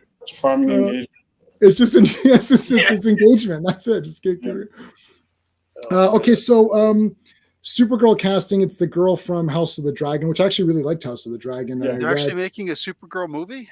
Oh, yeah. Bill, I'm gonna put you. I'm gonna have to put you down on the. But I'm Comic Book University, not Movie University. Oh, that's true. That is very true. That is very true. So I like the idea of her as Supergirl. I find that she might look a little bit too young still. Yeah, I was thinking that. I was thinking that too. So I think she's only like 23. Okay. Am I going to have to be careful of how I search for this? Or yeah, it's. Am I going to be on a list or something? She's 23 and she looks about 12. Okay, so that's okay. I won't be put on a list. At least but I feel like she just no matter what, I've seen her in like probably 5 or 6 promo videos based on all the sites that are promoting it now that she's Supergirl per se. Mm-hmm.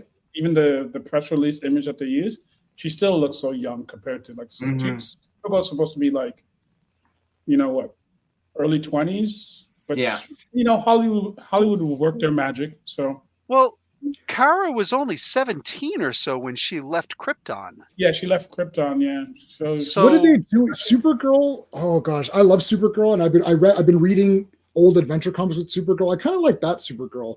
She was very kind to people and liked animals. And I'm like, and then they made the Supergirl's like, oh, I was sent to protect Clark. It's like, or not. Like, why does he need to protect? Like, it's just like, why is that happening? Supergirl. I've collected the entire Peter David run. I've always tried every Supergirl comic that's come out. I've watched the entire Supergirl series and bought it all on Blu-ray. That was Leonard. Who did the art for that? Leonard. I know. I don't know anyone's names. He's right. Everyone makes fun of me. And that Leonard Kirk. St. Catherine. Yes, Leonard Kirk. Leonard Kirk. Leonard Kirk. Oh. Yeah. What do you call it? Peter David said there were only 3 people who he actually really loved as an artist for him because they understood everything he was trying to say, and Kirk was one of them. Oh, cool. Yeah. Well, I mean, I thought Melissa Benoist was like awesome. Like the show was like horrendous towards the end for sure. But yes, I like the way this girl looks, Melly Alex. She does look like a teenager. I think that's perfect. Like I said, she was 17 when she left Krypton. You know, like this is if they're gonna do the actual Supergirl, she's essentially as perfect as anybody else who looks that young. Well, it's not going to be for like 2 years from now anyway. Like by the time they get around to making this, I'm a little bit nervous because Superman's my favorite character. I'm a bit nervous that we're getting ahead of ourselves yet again. Like, what do you like? Can we back this up? Like, let's get Superman. We've got Superman. Let's make a good Superman movie. He saves people. He fights a bad guy. He doesn't destroy Smallville because he's angry. He doesn't murder everybody. He's just a normal Superman. His dad doesn't say don't save people. Nobody's father, nobody's parent or guardian has ever told their child to not save someone if they. Oh, Dad, there's a bunch of kids drowning. Did you try to do anything? No, I didn't. Oh, good boy. Like like nobody has ever said that, and nobody has stood by and watched a parent that they love get killed in a like I've never seen any movie, even in Twister. It's like we gotta run and save people. It's like no, don't go. It's too you can't. It's like Superman can win and save his dad. He's fast enough to test the Flash. Something about the speeding bullet. It was right. Yeah, right. Anyway, but yeah, no. So like, let's get Superman. Let's get a good Superman movie, solid movie that everyone can at least enjoy. Well, here's the thing. Everything that you hate about that Man of Steel was because of Zack's Zack Snyder's politics, his Ayn Randian philosophy. But with James Gunn, were there any Guardians of the Galaxy movies you didn't like? Not really. I liked all of them. What about his Suicide Squad? Did you like that? It's fine. I'll watch it. Okay. It was one out of nothing. He didn't have any control over anything per se. Yeah. Meanwhile, he snagged control hard for Guardians of the Galaxy. So if he's got control of this entire universe, I'm going to sit back and say, you know what? For now, for the first 2 or 3 movies at least, I'm going to trust this guy. Yeah. Okay. There's no Superman yet. I trust that he knows what he's doing. Fair. What do you guys think? Point that they haven't selected. He's controlling he's kind of becoming Kevin Feige. Like he's already selected actors, but they don't even have a director lined up for this Supergirl yet, right? So that's what some people were kind of making points about. But if he's going to be the Kevin Feige of Warner Brothers over there and do that in that vein, it makes sense, I guess, right? But that's the same thing they did with the original way that they were doing the Marvel movies. They had everything lined out. I mean, even when you look at Black Panther, they didn't have Ryan Coogler in mind when they already put together everything, including the cast. So Coogler just kind of came up afterwards. When they gave Coogler more control, we got Black Panther 2.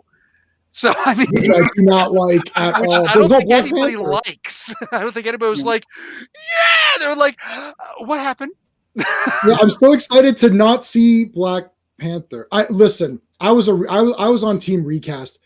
I think the legacy continues with recasting. Look, Chadwick Boseman's the effing best. He didn't complain about having cancer. Nobody even knew. You're like, what happened? And you know what? I get to stat because while everybody else who was doing podcasts with me and had me on whatever, they're all like, oh, his neck's looking kind of skinny. He needs to eat a burger. But I was like, we might find out that there's something wrong later on. And oh, look, I am the one who was right. Yeah, agreed. He was the perfect choice. And I get the idea of, we've got to honor the guy. That's why you put a special thanks. We couldn't have done it without. You put a little memorandum. But you know what's more important than Chadwick Boseman? The Black Panther. Exactly. T'Challa, because this is a character who represents way too much to not recast and have in the movie. Correct. So if they can change Klingons, they can change this guy. Exactly. Yeah, good point. That was just me being silly. Here's a question, though. Would they have done that with any other character? Why not? They have done that with other characters. They have done with other that's my characters. point. Yeah. So what was the sticking point? Was it Ryan the Coogler. human element? No, it was Ryan Coogler. Who wouldn't go ahead with it? Who refused to, yes. Because like I said, they gave him full control over it, and there you go. But we lost Shuri. And you know, lost Shuri because she's made worse. How could she be? Say this? Hey Jay, how did you like Namor in that? Excuse me, Namor. Oh, I bloody despise that. That was the worst trash thing of all time. It was not. I'm a big time Namor, like a whole shelf of. I love Namor. They destroy. Hey FK, how's it going, dude? In mid anger. I despised Namor. He didn't even have a trident, and it's like it's not Atlantis. Then what the hell is it? Oh, it's like some other thing. It's like, yeah, but that's trash. And Namor would never want to kill a defenseless girl ever. What Namor comics are you reading? Well, he was sometimes the villain. He would never kill an innocent girl. He wasn't that villain. No. He wasn't that villain. Magneto was worse than him. I'm not going to kill kids. Dr. Doom was worse than him. He would never do that. He's honorable, right? If someone suggested it to him, if all he did was choke them up against a wall of Atlantis, then that guy got off easy because he'd be lucky if he didn't get tridented. Yeah, and I gotta say too, I'm really disappointed they didn't get anybody in that first half an hour. They're honoring T'Challa. Okay, where's Winter Soldier, buddy? You lived rent free in Wakanda for at his summer house. He was sitting around, and they made him the White Wolf. Yeah, give me a break. And then what? No. They made the Winter Soldier Kato Kalin. He was just living there. That's right. Wow. No, listen, that guy's living there. He's got the women around him. He's got whatever, the flowers. Let's go. What are you talking about? Like Kato Kalin. He can show his ass up for a funeral. Give me Everyone a break. showed up for Tony Stark's. Everyone showed up for Tony Stark. I'll give you a hot take. I like Black Panther better than Iron Man. Yeah. That in the movie. I thought I couldn't stand Iron Man in that. Well, I mean, as characters, they're both fine. Well, as characters, I probably like Black Panther more than Iron Man, anyways. Yeah, Black Panther is way better. But I think I own more Black Panther comics than Iron Man comics. But like Black Panther, like in that Civil War, that's clear. Like him and Captain America are like clearly the best characters in that movie. Then it's like he's not in the movie. He's not in the movie. Like, how's T'Challa not in the movie? I don't understand. It's Black Panther. It's like he's not in this movie, and people pretend it's like, we're still kind of good. Okay, Angela Bassett's a good actor. Who cares? She could be a good actor in a good movie, not a good actor in a shit movie. She's so good. Why'd you kill her? And then Okoye was the best. Okay, Okoye was the best. So after all, I watched this movie. I'm like, okay, this movie's trash. But Okoye, I'm like, you know what? She's good. And then they yell at her. Oh, you should have done this. They yell at her and they boot her out of Wakanda. I'm like, are you for real? You're killing you're getting rid of the one character that I got behind. Remember, Steve, we're like, what happened here? Why is this chick getting beaten out of here? It's like, really? She was the only character that I liked in that movie. You know what Ryan Coogler would do? He Wakanda Forever should have been a miniseries. It really should. It should have been It should have been like a 5-part. It should have been a 5-part miniseries, and there you go. You can't recast T'Challa. I mean, like, we got Addison Hodge right there. Mm-hmm. Yeah, he's right there. I'll just redo it. Honestly, I'd have preferred that they brought back Michael B. Jordan and gave it to him, to N'Chaka, who would have just figured it out, who would have realized. Because how do you bring it back from the dead? How many times has it been brought back from the dead in the comics? I can count 2 just off the top of my head. Yeah, the whole purpose of N'Chaka is that he comes back. So yeah. Spear polished. Sony, you're killing it in the not comments. By the Dora Milaje. they're only for T'Challa. Yeah, I think this is gonna get his wives. I don't think I'll get demonetized, but on this video, but I'll get limited monetization on this. I've gotten a few limited monetizations. Really? I don't know why I got limited monetization on my Dazzler stream. I'm talking about Dazzler. How could I get limited monetization? Brandon, channel member, Legionnaire buddy, what's going on, man? Thanks for Gray. Yes, you guys have been on together. So Supergirl casting. Okay, so we're kind of like, so Vaughn, you're kind of in this. She's a slightly feels a bit young. Bill, you think it's not too bad? I don't think it's too bad. I can't. Good. I need to see the person in costume.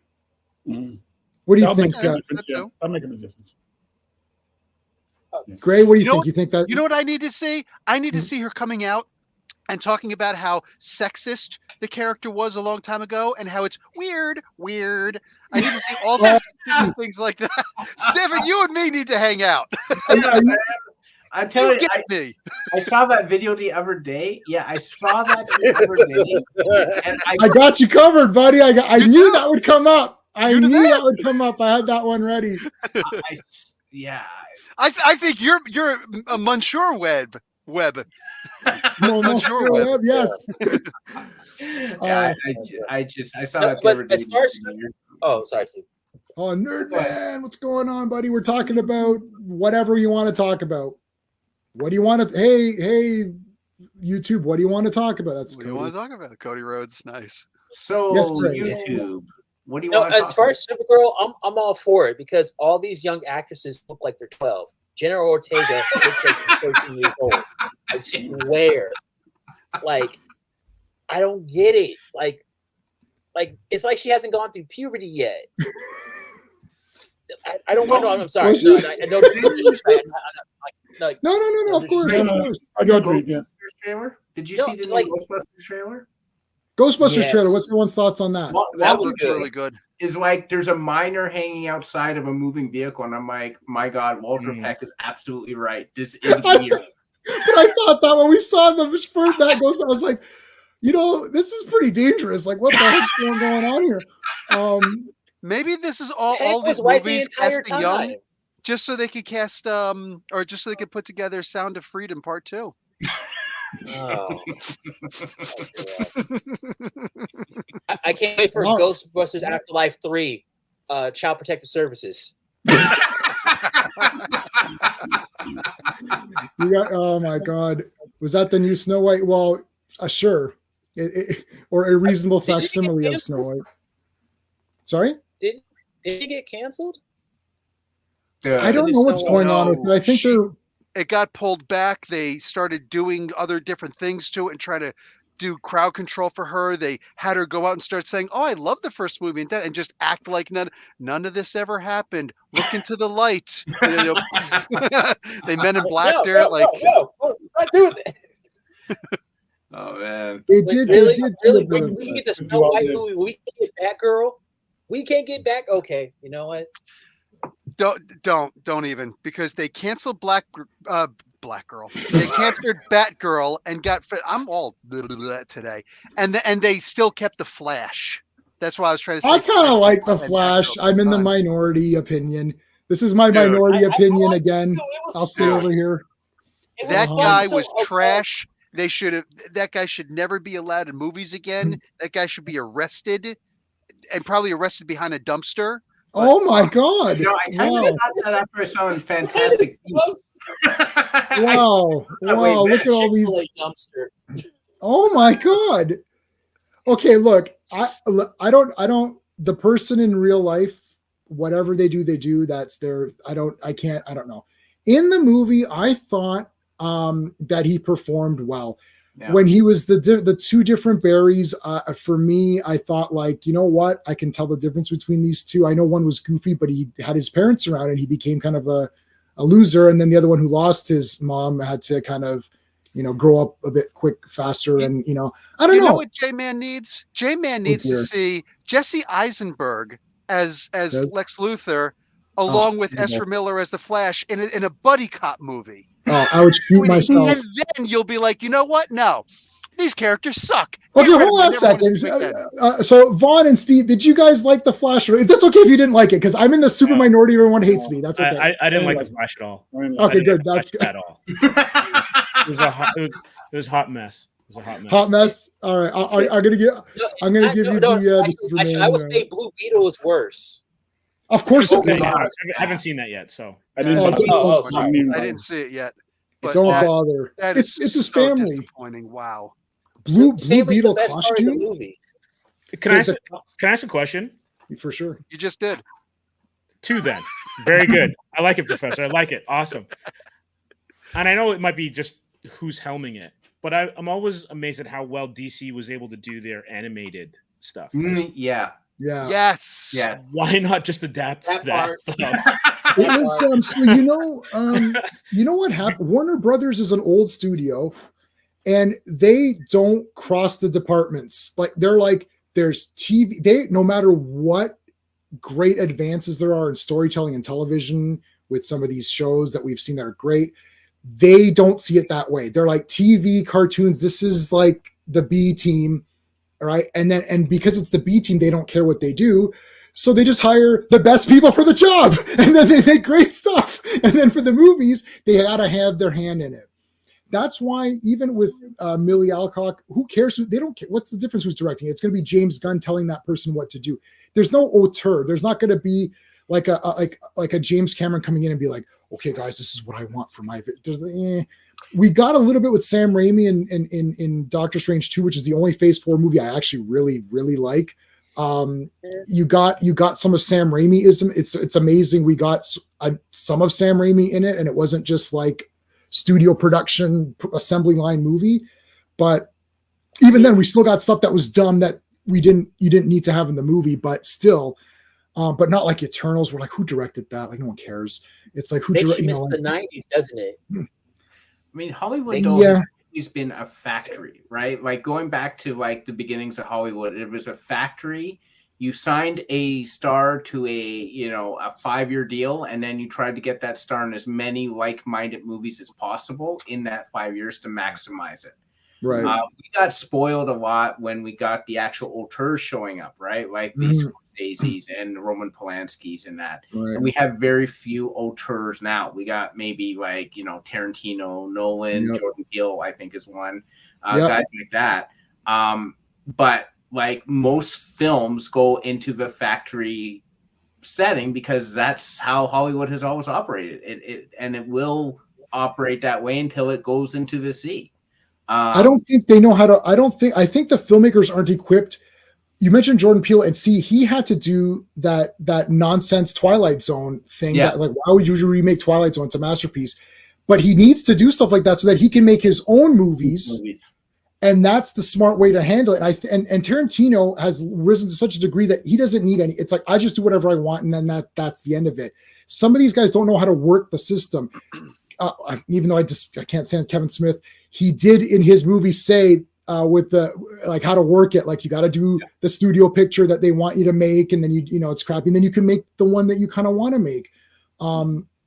This is every industry, unfortunately. If you think about music, like I'm big on music, and show me a song today that is a hit #1 Billboard Top 100, Top 200 if you're talking about the world, song that doesn't have A, C, and G chords in it. Yeah. And literally that's the chords. Some arrangement of those, every single one of them. You look at the Beatles, they've got 2 of their 40 hits, 2 of them have ACG. All the other ones are they do a different. Look at Zeppelin, look at anything. They've got a huge array, right, of different ways to make songs. Nowadays, all the songs sound alike for a reason. Yeah. You look at the comic books. You go out and you got the Marvel and the DC. It's just a rehash of some other story from back in the day. The X-Men are the perfect example of that. And Derek knows I'm right. You know what I'm saying? Oh, let's redo Inferno, but like this. Let's redo the Trial of Magneto, but like this. And all these writers, they're just doing this stuff because that's what's going to get their name out there, they think, so they can go to Image and do their own thing. It's the same thing over and again, and it's so done. Yeah. Hey man, this is right there. I know that was based off of a book, but I believe that there has not been a good, like not just good, a great movie since the Lord of the Rings, those 3 original Lord of the Rings movies. I like the Green Knight. Yeah. That's about it. That's because that guy's an auteur filmmaker. Yeah. And Dev Patel is a fire actor. Yeah, I'm gonna go see that monkey thing. I should go see that because it actually looks a lot like Pan's Labyrinth, which I think is one of the best movies ever made. Pan's Labyrinth is amazing. Yes. You know what I'm talking about? Amazing. Would you say the Green Knight is like that?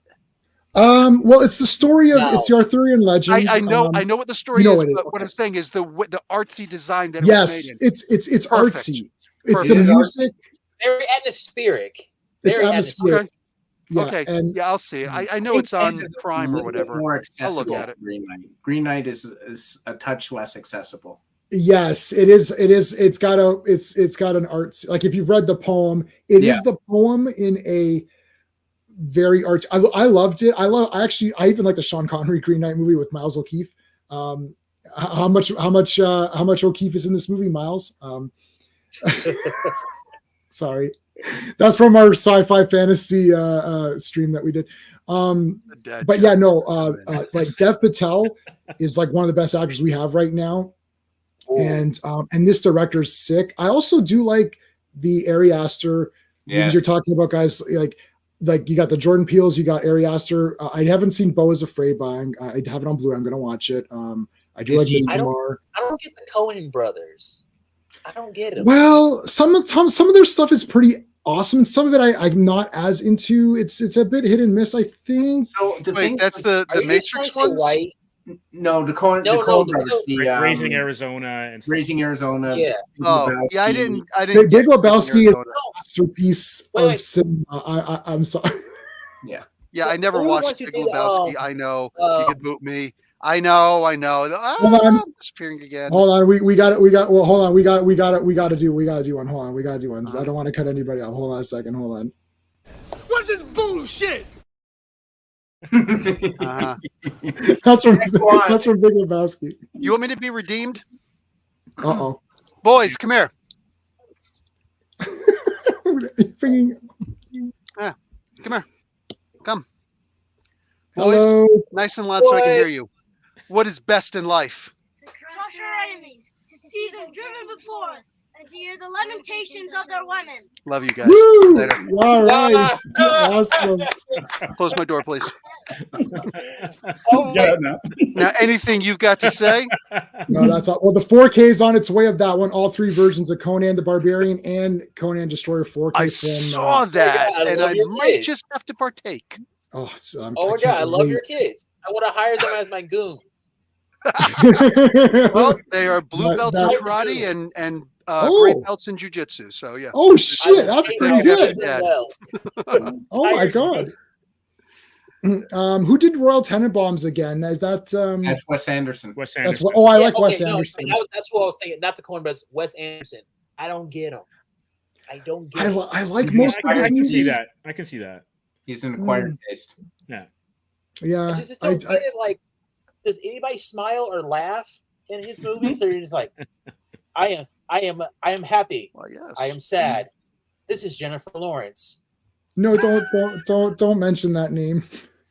First off, look, I just rewatched the first two Mockingjay movies. Oh God, I thought that she was amazing. She's okay. I like her.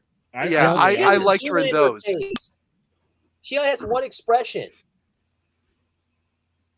That Gray Malkin looks exactly like Jennifer Lawrence right there. That's exactly her. No. I like Joy. Ice Cube has one expression. What are you talking about? No, he has two expressions: angry and angrier. Okay, it's a very subtle difference. Oh man, no way! Ice Cube's way better than Jennifer Lawrence.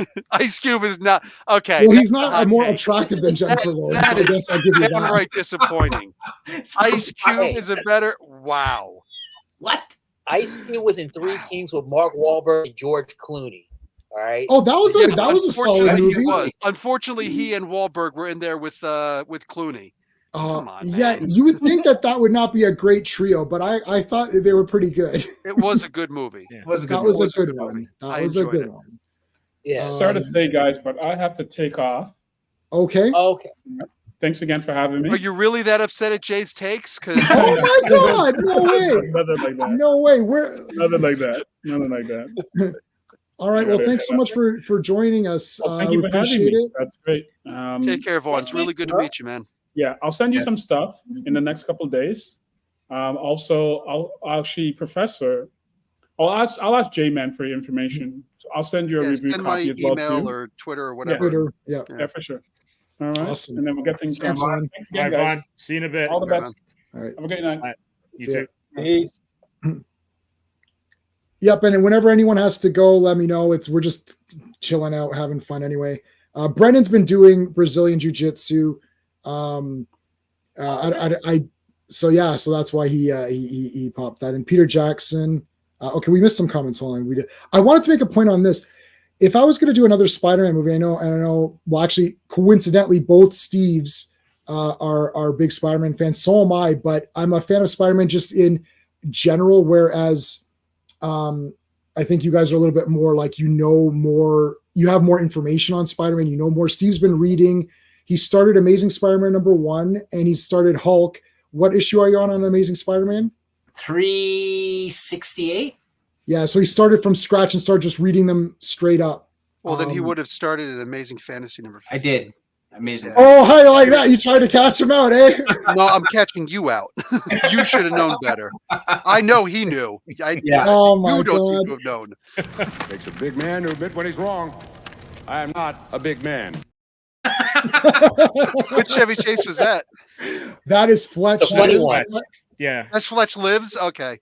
Fletch and Fletch Lives are they've been voted amongst the best things ever created in cinema history by myself and many others who are intelligent. I didn't see part 2, but Fletch 1 was amazing. It's so good. I've almost memorized. There's a few movies I've memorized. Does Hot Takes want to come in? Where's Hot Takes? Suicide Squad kills the Justice League. So what do I think about this? Okay, hold on. Wait, let me get that a second. That's the game. All right, let me. I wanted to mention this. First Spider-Man, the next one. Now we lost a lot of the baggage for Tom Holland's Spider-Man. They need to do just Scorpion, right? He fights him in the beginning. Maybe he loses, and then he does some other stuff, and then he gets the upper hand. Have a fight in the beginning, a fight in the middle, a fight in the end. Make it 100 minutes. Rewatchability, you can watch it a bunch of times. Kids can watch it. Make it 100 minutes. That way, you're only going to spend $100 million on it because you're going to have way less action pieces. Make 2 or 3 solid action pieces that are memorable. Like, wow, that was a great fight.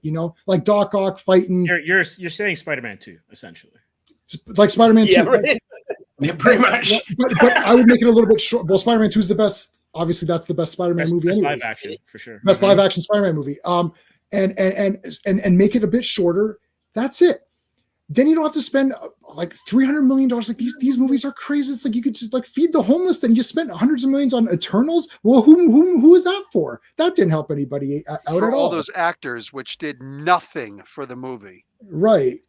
You know what the big problem is, though? Mm-hmm. The villains. They're not fighting anybody. Like, I don't really want to see the Eternal. Like, I don't even know who the Eternals villains are. Right? The Deviants, maybe. The Deviants. Yeah. Right. But it's all of these movies that we're watching, both DCEU and MCU, the heroes are fighting other heroes. Like, I get that on a comic book level. You got 12 issues a year. You might want that 3 times a year. But you've got amazing rogues galleries for some of these guys. And I don't need 3 villains in a movie. Like, all right, I understand the way that they set it up. But that's like telling me you're going to do a Dirty Harry movie and he's got 3 cases to solve in one movie. Mm-hmm. And that's so a good way of looking at it. Batman has villains that you only Scarecrow could be one movie. Right. Easy. Bane could be one movie. For sure. Like Kraven could be one movie. I would even still like to see, I don't know how they'll ever do it. I'd love to see Spider-Man somehow with Kingpin figuring out that angle. Right? Where he's like a new hero in his mid-20s trying to sort out New York. Because the one thing about Spider-Man is he's not really New York. And he's a quintessential kind of New York hero. Right. So for all of these films, whether you're rebooting the DCEU or whatever with Gunn, give me one good villain, make the stakes high, have some heart, and also make your main character likable. Like, why do we remember Chris Reeve and think so fondly of him? Because he was an absolutely relatable character, and the way that he portrayed Clark and Superman hit home. Right? I think they've wasted Cavill because Cavill has as much charisma. They just didn't give him anything. Whoa. Whoa. As much charisma? Hello, by the way. This is Nerd Man. Look. Hey, how you doing? Look at Cavill in interviews, right? Yeah, he's awesome. He's a fun guy, and let me tell you, he knows his stuff when it comes to nerds. For sure. Yes. Warhammer. Yeah. So dive into that. Have his did his Superman laugh, tell a joke at all? He was like Hamlet and boring Hamlet. Right. Yeah, because I like Shakespeare. It's brutal. It's brutal. I know. I got a pitch, if I may. Go for it. Spider-Man. Make it like make the beginning Lethal Weapon 2.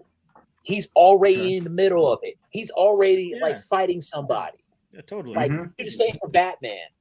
Like just like have him. He's cracking jokes the entire way, and have him fight the villain, and you don't see him again. And just do that, and then you go on with the bigger villain, because you don't need to have their villains all know each other. You don't need to do that. Yes, I don't like that at all. I didn't like that Oscorp thing where it's like, oh, everyone is an Oscorp villain. It's like, what the hell? Like, why can't there just be? You know who was awesome? I really liked. Vulture's my favorite Spider-Man villain in general, but Michael, he was just a bad guy. And it's like, he's like, I'm doing this. Listen, he got pissed off. He got fired from a gig. He's like, F you guys. I'm taking what's mine. I don't give a shit. I've got this technology. I'm going to use it to my advantage. That's it. Not this crap like, oh, everyone's connected and everyone's he's a bad guy. And he's not trying to, Vulture's not trying to take over the world. He's not trying to destroy a country. He's like, I'm a crook. I'm in it for me. That's it. Spider-Man's got to take him out. I'm like, that was awesome. Mysterio was cool. That movie has a lot of unnecessary trauma. But yeah, go ahead, Nerdman. What are you going to say? This is Nerdman. I didn't give you. I was just going to ask the context of the conversation, because I don't want to come in here and just like, we're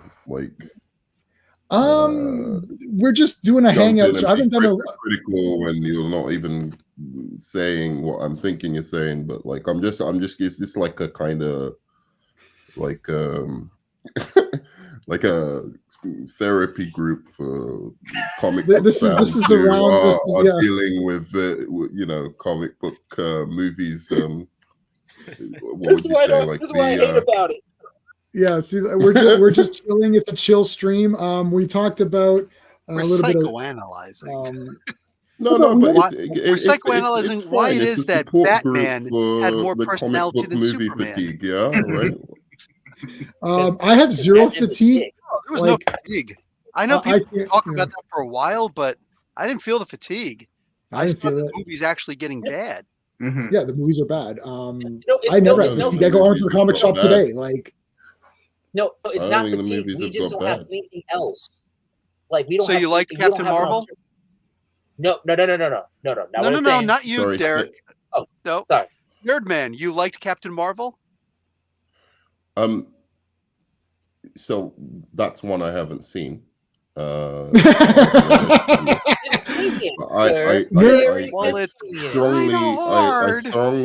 strongly suspect that it's probably not as bad as people make out. You're probably very wrong. You had the two Avengers, the two final Avengers movie, the Black Panther. You had the Ant-Man. You had all these great movies surrounding Marvel movies surrounding this one movie, and everybody's like, "Yeah, I could go without this one movie." It was actually that bad, and there was no fatigue. It was the height of everything. You mean Captain Marvel, the first one? Yeah. Captain Marvel. Oh, okay. The second one was the Marvels. The Marvels, which I gave a 5 out of 10, and which means it's a slight pass because it's a bad. I think I'll say this, because I really like a lot of bad movies, and a lot of movies that I like, from the 80s, these fancy ones like Ator and Your Hunter from the Future, which I have a Facebook group. If anyone wants to join the Your Hunter from the Facebook group, please join. I've been doing a lot of cool stuff there. Anyways, I like these bad movies. And Bill, you're on it already. I haven't done anything in a bit though. I got to get back to that. So I love these bad movies. So now I think that the Marvels is like current bad movies where the storyline is piss, nothing makes any sense, but it's just kind of like silliness. there's no it's all just silliness. So I like it as like a bad kind of fun movie that I'll have on and I won't really pay attention to, whatever. I do think Your Hunter from the Future is an awesome movie, but anyways. So if there's that, but then there's like Eternals bad, where this serves zero purpose to anyone. Like there's zero, because comic movies can be goofy and fun, but this has like nothing to do with anything. Like there's at no point in Eternals was like, oh, that was kind of neat. It's like, it's just dreariness. That's where I'm at with the Got this idea. I've got this brilliant idea. What if the Earth is actually an egg? That's awful. That's the most awful. That was like, literally, it was one of. It was genuinely one of the worst movies I've seen. But I think there's two strands to this argument. There's yes, every once in a while there is an Eternals, or there is, something else that I can't think of one specifically right now, like Thor: Love and Thunder or something along those lines. That is absolutely that's just awful. Wonder Woman 84. But at the same time, I do think comic book fans are a little bit. I think they're a little bit hard on this stuff, and I get it. We're passionate about it. But there's a point at which I feel like the criticism strays much more into, oh, I could have written this better, or this isn't what I had in mind for the character. And because this isn't what I had in mind for the character, I'm unwilling to see any merits whatsoever in a film that perhaps people were actually quite passionate about making. And we just go, oh, it was just a cash grab or something like that. Oh, all movies are just cash grabs in a way. But like, you can tell like when somebody actually has a passion for the story. It might not be the story you want to tell, but they've got a passion for it. Nerdman, you know where I think that comes from? Not to cut you off, but I think just talking about comic book fans, it's because comic books have runs with creative teams.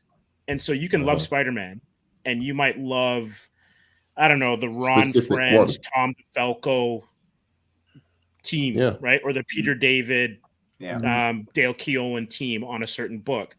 And then the creative team switches. I guess for me, one that sticks out the most is like when Mike Mignola took over Alpha Flight.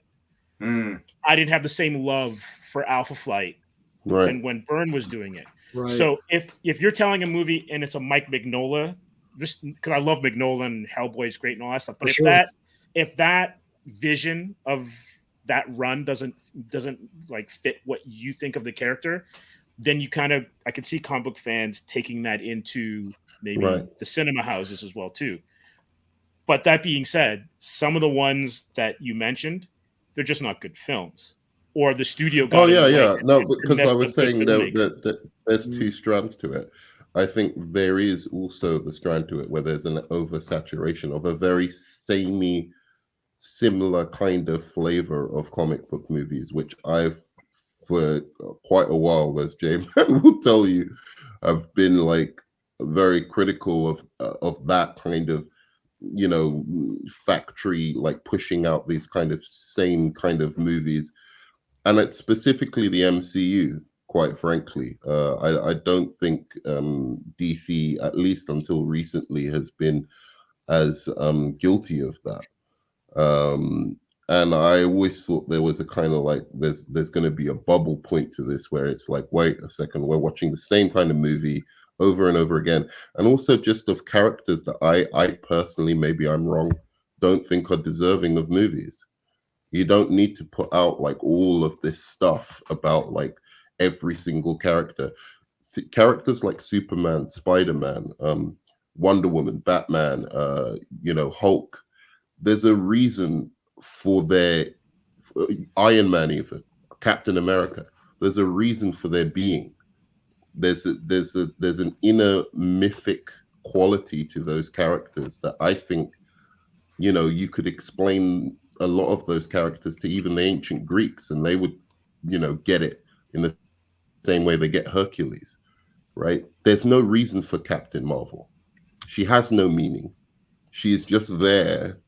They maybe try and impose meaning on her, You know, like make her some feminist character, which she was never in the comics. She was always this character in like, you know, her little leotard with the massive breasts. That was her thing. And then they tried to make her into some feminist and Power Girl as well. Exactly. I wouldn't do a Power Girl movie because I think it's stupid. It doesn't make any sense. You know, the X-Men have a reason for being. There's a raison d'etre there, right? And it's like, I think that is the kind of superhero movies you should be going and kind of like really kind of producing rather than making 40 movies. Oh, let's just, because Guardians of the Galaxy work, let's just make every single character in our whole pantheon, and then it drowns out characters that are, you know, meaningful in some way. I know what you're. I think Marvel stuck, right, because of all the whole selling off the licensing and all of that, and the optioning, and it's like so stuck with. They happen to be stuck with Cap and Iron Man and Thor, who are the Avengers, so they kind of lucked out on. But the reason they were stuck with those guys because I think people didn't think that those characters had any validity. Like they just thought, well, obviously X-Men and Spider-Man are the two big ones. Like people were picking up Punisher and Ghost Rider, and they weren't picking out. The first person to be sold off is like your Spider-Man, your X-Men. Granted, those are the big two, but it's like Captain America, Iron Man, and now those guys would be seen as essential. So I think I understand what you're saying, but I think you can take a character and really do something awesome with them if you have the passion behind it. And obviously, some of these movies didn't have that. So the character, like you're saying, Captain Marvel, did the people making Captain Marvel really care about? And we know that they didn't care about Captain Marvel because we have evidence. We have the movie. It doesn't mention Marvel. It messes around with her origin. It bypasses Monica Rambeau, who is technically my actual Captain Marvel. And this movie is being made, and I'm gonna, the W word. I gotta say the W word, the woke times, and they're like, we need strong, whatever characters, and they had a strong character that they bypassed to give it to another character. It's like, so you're bypassing Monica, where this is the perfect opportunity to have a strong black female character. Check your boxes, and it makes sense. And you could have her. You could have Captain Marvel in the beginning. Maybe he dies or something, and then she can come in. Instead, they bypassed all that, and they went into Brie Larson or whatever. So they don't. We know that they don't care about Captain Marvel because I saw the movie. I watched it and thought, oh, they don't give a shit about Captain Marvel, the legacy of that character. Oh, absolutely not. Anything. Yeah. So they just wanted to use a formula that they knew worked. Sure, and it let's stick, work, and it did work on these supposed comic book fans. I know to the tune of $1 billion. To the tune of $1 billion. That's true, but there was a lot of Houdini. The real Captain Marvel was in cinemas. That was Shazam. And no one paid attention to him. So, yeah, you know. I'm going to interject a little bit because, all right. First off, I don't know that there's a lot to say there. First off, everybody always thinks they could write something better. I'm sorry. Have you never watched sports or gone to a sports game? Every fat jackass sits out there doing, oh, come on. Oh, come on. I could get out there and do it. Come on. Like, just, I'm throwing that argument straight in the trash. That was, come on. But as far as like the Captain Marvel character, no. Brie Larson was a hateful person. They did try to force a whole feminist agenda on there because they actually had an agenda to begin with. The other movies that were following the formula, here's the problem. Sometimes you get into a little echo chamber. When you're stuck in this bubble of Hollywood and you're the bastard children that everybody's jealous of. Jodie Foster is out there. Oh, these movies are just they're campy, they're silly, they're whatever. I mean, I would do it because I want the money, but they're just silly and da da da da. No, thank you, Jodie Foster. We don't need you. Who's I like Jodie Foster though. But anyway. Who's the bald jackass that was in War with Jet Li? What's the name? Who's the whatever? Jason Statham. Jason Statham, thank you. I'm talking, you listen. When this hand goes up, you are silent. So my point is, this freaking guy, he was asked to play Bullseye in the Daredevil movie, Daredevil TV series. And he's like, I'm not going to go in these stupid movies. Oh, blah, blah, blah, blah. Have you seen some of the garbage this jackass has been in? Look, Yeah, no, he's right, been in some good exactly. movies, whatever. But like the guy was in Crank. With all due respect, don't sit here and say Daredevil's trash and because you're clowning yourself. Yeah, Daredevil's better Everyone than loves anything he's Daredevil. ever been So, in. But so at the end the of the day, you don't want Beekeeper to be was bullseye. 10 out of You don't 10. get to be bullseye. Piss off. Look at what it did for Colin Farrell. I think Colin Farrell was amazing in the movie. He was the best part of that. Oh, Ben Affleck wait. film. They wanted him to be in that Daredevil movie. No, the TV No, the series. series. All right. So I'm just referencing the movie that came beforehand. What I'm saying is, sure. there's been a lot. Like, look at Dr. Wesley Snipes in Blade. Right? There's some things that fans simply want to see because they're good at it. Tell me, what was the whole highfalutin purpose for Blade? None. Nothing. It was But just it was to a be awesome. great movie. What's the great highfalutin purpose for Ghost Rider? That first movie was actually pretty damn good. Yeah. No, it was Right? trash. What's the highfalutin purpose you for lost me Daredevil? there. Oh, but they're really great. That's the whole idea. Sometimes it's just a good movie, but then you got Martin Scorsese shows up and he's like, they're just like a carnival. Shut up, jackass. Show me a non-mafia movie you made since the Beat It, or not even Beat It, the Bad thing from Michael Jackson. You know, he directed that. Wesley Snipes was in that also. Like, the guy hasn't made a non-mafia movie since then. You want to talk about a circus, about a carnival? These guys, the MCU, were successful. And then in this echo chamber, they started listening to these morons, and then they started trying to do the artsy movies or the whatever movies, and that's when they lost the fans, not recognizing their fan base. That's the whole Not point. recognizing that they should be making non-artistic, just filler movies that you could say aren't going to stand the test of time. Come That's on, man. Are you serious? Weird. Like, I knew it. I knew it. You were disingenuous by even saying that. I knew it the mean? moment you used the word filler. So unacceptable. Because you want to get artsy, you can have your Eternals. So you want to get artsy, you can have your Shang-Chi. I literally will not hear a better rant. I have to separate. And I'm in the middle. So thank you for that on a high note, Professor Bill. It's awesome to go out on a high note like that. Everyone take care. Steve, great. All right. Nerd man. Take care, Stephen. Take care. Steve. Great mom. Steve's link is in the chat. He's got Take care, guys. All right. I'm gonna try and bye-bye. Steve, I'm gonna try and speak as low as possible. Look, there's a lot I agree with you and what you just said. Okay, first off, but if you want, I can explain things in crayons. Let's not try and get insulting. I can't even see your face, kiddo. So let's actually try to be adults with each other, because there's no need to do the whole talking slow thing. Sure, I'll be your grandpa. You're being a jackass. I'll be very adult.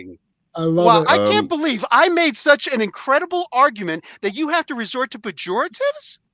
Oh, that's sad. Come on. That's sad. What's going on? That's what just happened here. You're going to keep on know. throwing insults out because you realize that you don't have a I real didn't argument. throw one insult out. Not one. Zero. So Steve is new here. This is what you signed up for, buddy. No. That's it. I'm going to talk slow so you can understand. I agree not an insult. with a lot of what you were saying about these Hollywood stars and their, like talking about. I agree with that. It's brutal. When, like they make in look fact, down on it. they're, most of Hollywood is making garbage. Like 90% of it is just, just for entertainment purposes. The only thing I was going to say is that that the MCU does have some clear issues, like that, even with all of the criticisms, that there is some criticism that comes from genuine places. You can't say like Martin Scorsese, oh, let's just ignore him. There is some genuine criticism there to be made. And perhaps they had a formula that was working, and why, broke, why, what do you call it? Why break something with it? Well, I can't even remember the if it ain't broke, if it's not broke, don't fix it. If it's broke, don't fix it. Right, exactly.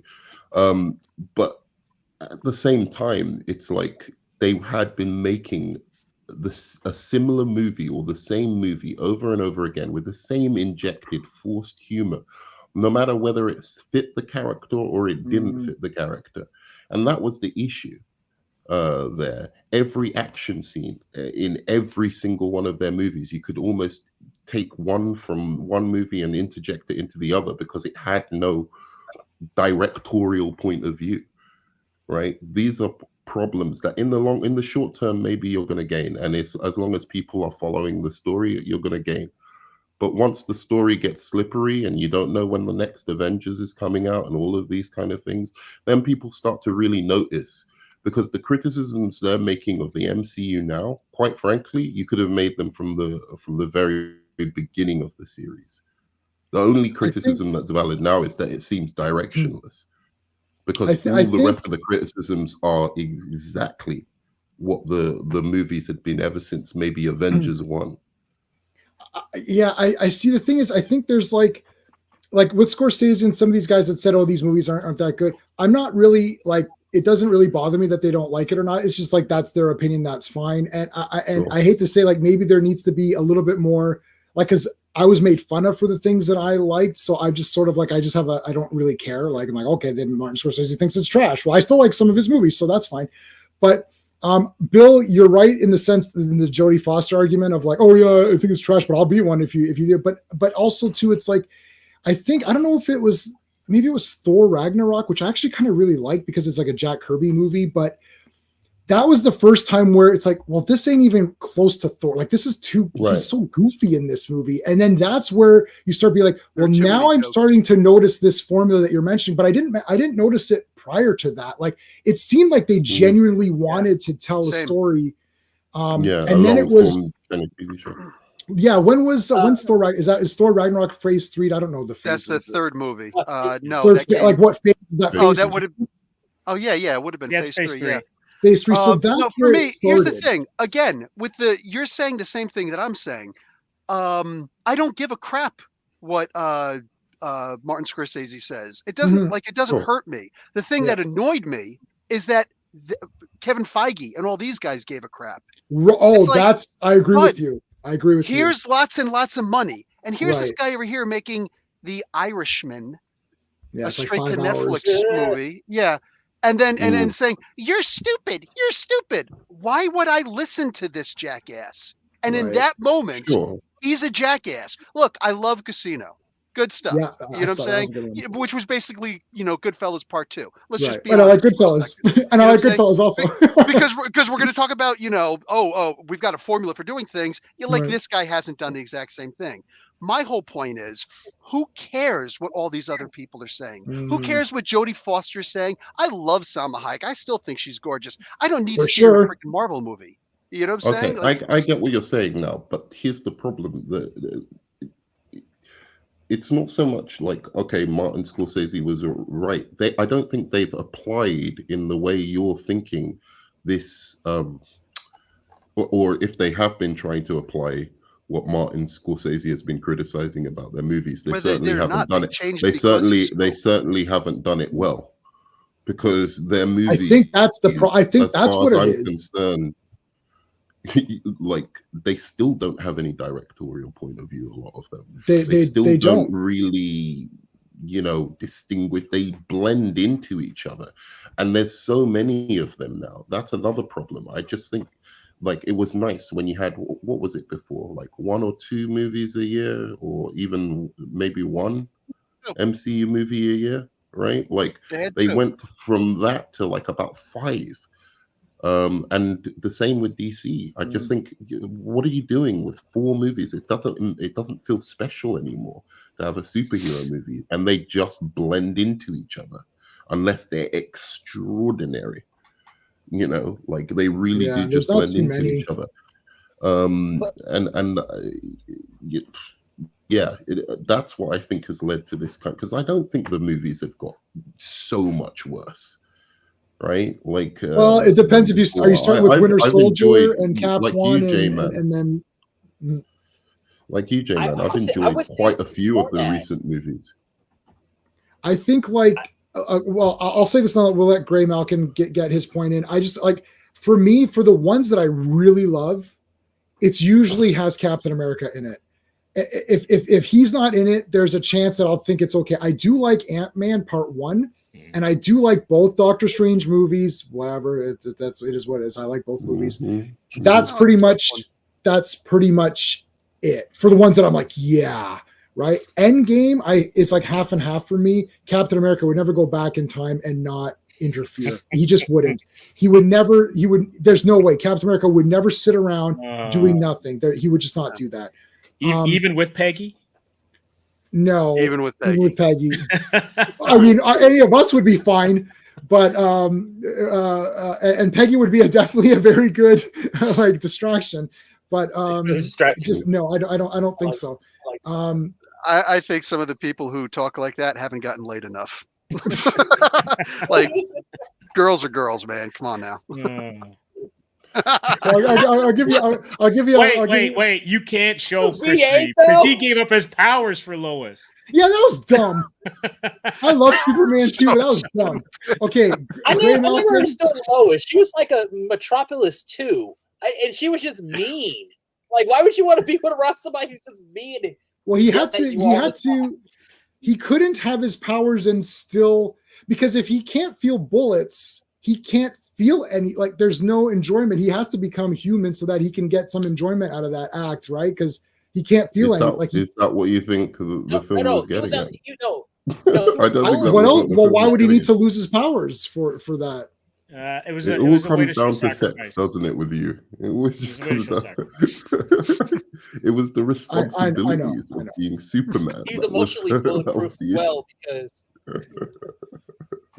I got it. Professor Bill, since you're so passionate and hold on, Nerdman, wait. Gray Malcolm wanted to make a point earlier. What was your point? Yeah. Okay, I think another thing with the just like with movies in general, we always get happy ending. We never get something where like the bad guy wins because no one would expect it. Do you see Infinity War? No. That is a rarity. I think he's saying in general. Yeah. Just like we don't need that. Like, all right, we were getting the same kind of formula. Like, let's have something where like the good guy like messes up, or like just something happens because like they can't win all the time. And then that's how I don't like that. They gotta win for me. That's how we get. That's how we get garbage fires like The Boys. I like The Boys. That's a fun show. Why is that a garbage? It's fun. I didn't like the comic. It was too mean for me. Even though takes everywhere. This is like this. Well, Nerdman's channel is called Hot Takes. I want you to think about like Vince McMahon. Why did he have Hulk Hogan as the main guy there for the longest time? He's like, because Hulk has to flex at the end. You got to send the fans home happy. The good guy has to win. Right? He would stay forever. Those cameras, if you think Hogan's walking off. He was politicking about that, though. That was not. But what about those SmackDown and Raws where like the good guy was betrayed or like by his friend or something, and like, oh no, Undertaker, he hung Stone Cold on a cross and held it in suspense. That's to sell the next pay-per-view, though. The thing with wrestling is that because it's on 2 or 3 times a week, that continues on through the week. I think for the movies, they need to be shorter so people could rewatch them more times at home, and you get excited because here's what happens. You used to watch a movie, like let's say RoboCop, I just came to my mind. So you watch RoboCop, you're like, oh, that was awesome. Then you have to wait a while because you couldn't get it right away. It'd be at the video rentals or whatever. Then you get the movie and you watch it a bunch of times. And you watch RoboCop a bunch of times because it's 100 minutes. You watch it a bunch of times. You memorize the lines. I buy that for $1. It's like, all the lines. And it becomes part of you. And when things are extended, they last with you. Like, for example, I don't like the binge idea.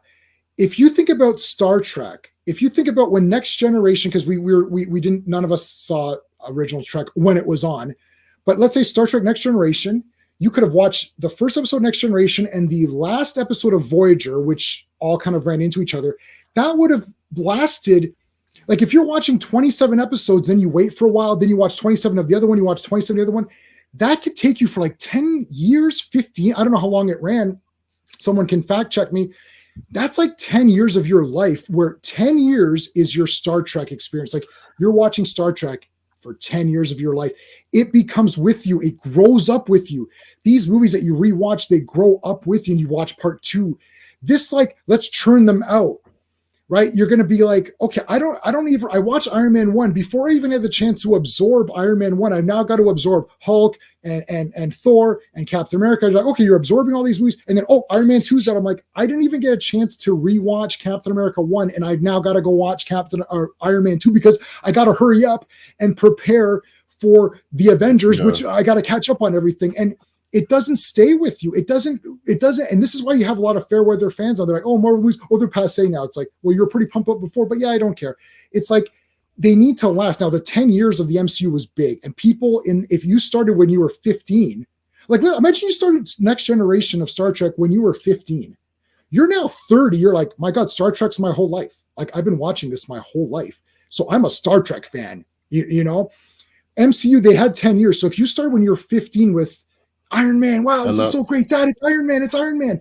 And now but the movies, what Nerdman, I think a lot of times says, the movies were always there's always a little bit of goofiness, and they didn't grow up with you. And I think some fans are like, well, these movies haven't grown up with me, but they were never really meant to grow up with you. They were always meant to be of the same style, like fun and adventure. And I don't know. What do you guys think of all that? I know that there's a place for them. I think they are meant for that kind of age group, and that's why you should probably reboot or do the X-Men or do something fresh, because in the end of the day, the people who grew up with that generation of the MCU are now older, and perhaps the humor that they thought was hilarious when they were like 14, 15 perhaps doesn't hit them as hard when they're 30 and living in economic strife and there's wars going on, and people threatening to unleash nuclear warfare and all of this kind of stuff. Probably doesn't hit the same. And so and the next generation, I know, like, kids in my school who are on the younger side just don't really care about the MCU or superheroes that much, and I was really surprised by it. And kids in my school, when I say kids in my school, because I teach, I was like really shocked by it. I was like, really, you don't like, and it's because they're like, they can't grab onto 34 plus movies and like jump on that train with all of that baggage behind them, so that it doesn't mean anything to them. They didn't grow up watching the Iron Man 1 and and all of that stuff. So I really think like rebooting and maybe chilling out for a bit would be a good idea. Sorry, go on, man, Graham. I would say, or they did, and they were like, oh, it's kiddish. Like they outgrew it because remember, this is Disney. They're just like the tobacco companies. Get them while they're young. Get them while they're young. No, and I was quoting George Carlin, mind you. Great. Get them while they're young, and so they grow up with them. Right. No, finish, Ray. Finish. Like, they get them while they're young, and then like they'll outgrow it. They'll outgrow it, or they'll stay on. Like, because really, they don't care about they don't care about us. They want these they want these kids. I keep coming back to the cigarettes part. They try to get, like, come on. But there's two sides to it too, right? And Professor, you'll know this just when you look at Spider-Man in terms of a faction of the fans want him to grow up, right? Because you saw it with Ultimate Spider-Man, how that blew up. People who have read it for or watched for a long time. Why is this guy, if he's so smart, not progressing as a character? So there is that aspect of it. But Nerdman, I'm a former teacher as well too, and I can tell you that the kids, they are into long form storytelling because they're reading manga, and manga's the new thing. You cannot get more in depth storytelling than something that's on like volume 200. Sure, but they grew up with that because that's a book. It's static. You can just go and read it from the beginning. The same thing too, though. But then they'll go watch the anime, right? What is happening is And it's like, I'll go to Bond. I'll just use Bond as an example. I can watch a Bond film from the 70s. That's my Bond. My dad would have watched Bond from the 60s. That's his Bond. Then you have the Dalton, Pierce Brosnan era. And those movies or those interpretations of the characters, they switch to match the times. So Roger Moore's Bond can't be in the 60s because the 60s was a different time, different tensions than the 70s. And so what happens, what you're seeing with these Marvel movies is, A, they're not rebooting in terms of cast. So I can only get 3 really good solo Iron Man stories because the character's going to age out, and then you've stuck him in Marvel Team Up or Avengers movies. Or you've stuck him in 7 a universe. Years, right? Where he's dead. But there's so many great pieces of source material that you could then make a movie out of that the other generation or a generation coming up could like without Robert Downey Jr. If you want to keep making these movies. Sure, but you just made an equivalency. Buddy. No, but you just 100%. Made an equivalency that I think is exactly right. Like with James Bond. 1 second, Gray, you got to get going. Yeah. Hey, nice to meet you, Steve. Birdman, always a pleasure. Professor, Eric, I'll see you tomorrow. Yeah, exactly. J-Man, I'm going to start coming through around. I'm going to start making my round. All right. Cool, man. Also, all right. Superman, they can reboot it. Bye. So the MCU is a revolutionary, just brilliant idea. I don't love the execution, but it's just a brilliant, in terms of just creating a film universe and having it be cohesive and the parts match together and having that over 10 years. Brilliant idea, but they never saw an out. They never saw a limit to that.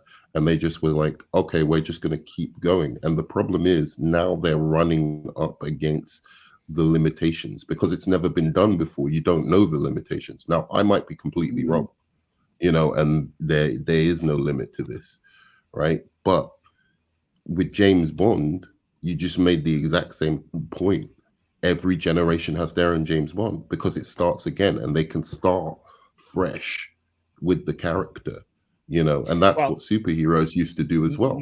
Every generation has their own Batman, and now we're used to it, right? Yeah, not to cut you off with Bond, though. Bond, until Daniel Craig, never rebooted.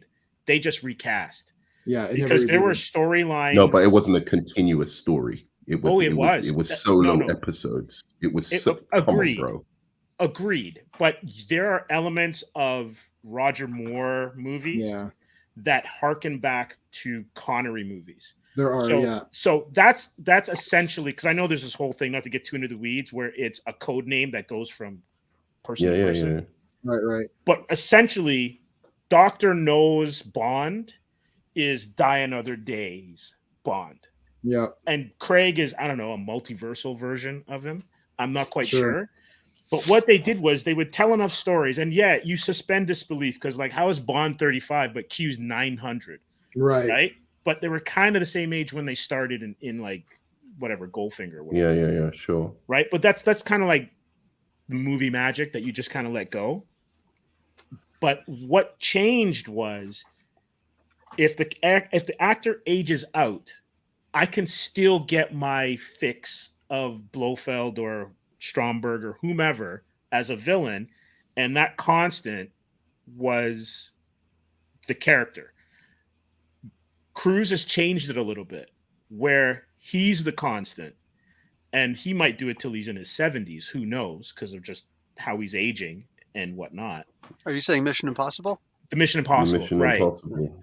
Yeah. Where he's the same guy, but they did it differently until they figured out this system that he's got with Macquarie, where they went to Wu and De Palma and kind of figured it out along the way, but he's the same character. So I can watch Dead Reckoning, right?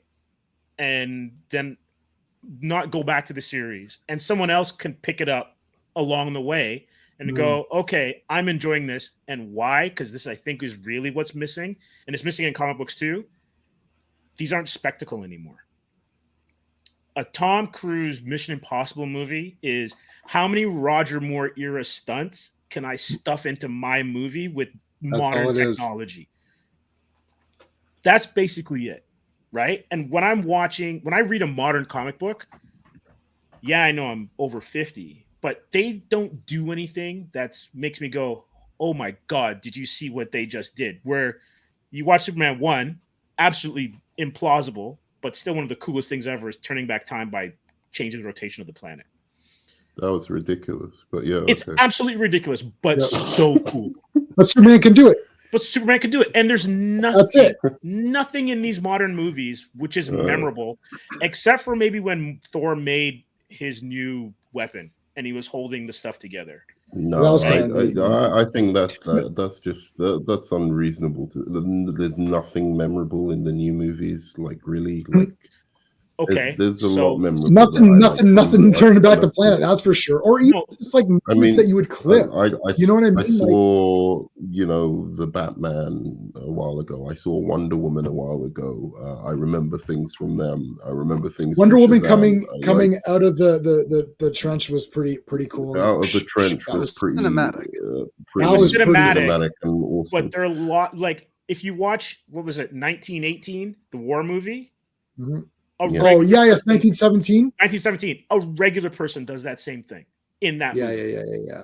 That's an awesome movie. Which is like a series of almost not really, but kind of one-shot takes. Yes. Oh, it's so genius. That makes that amazing, right? Yeah, so what I'm getting at is Wonder Woman riding lightning, cool. But still nothing in a situation where she's fighting somebody and you go, damn, that's crazy. Yeah. I agree with that. Oh, right. Black Adam had some of that. I mean, I had Pierce Brosnan, who's James Bond. Yeah, Pierce Brosnan in a cool helmet, who sacrifices himself for no reason because it meant nothing. He sacrificed himself and then nothing happened. But with James Bond, see, the reason why you recast, you should the main Avengers, the 5 or 6 main Avengers should always just be recast. You need to have Captain America, a new Captain America going forward. You need to have Iron Man going forward because they are the heart of this thing.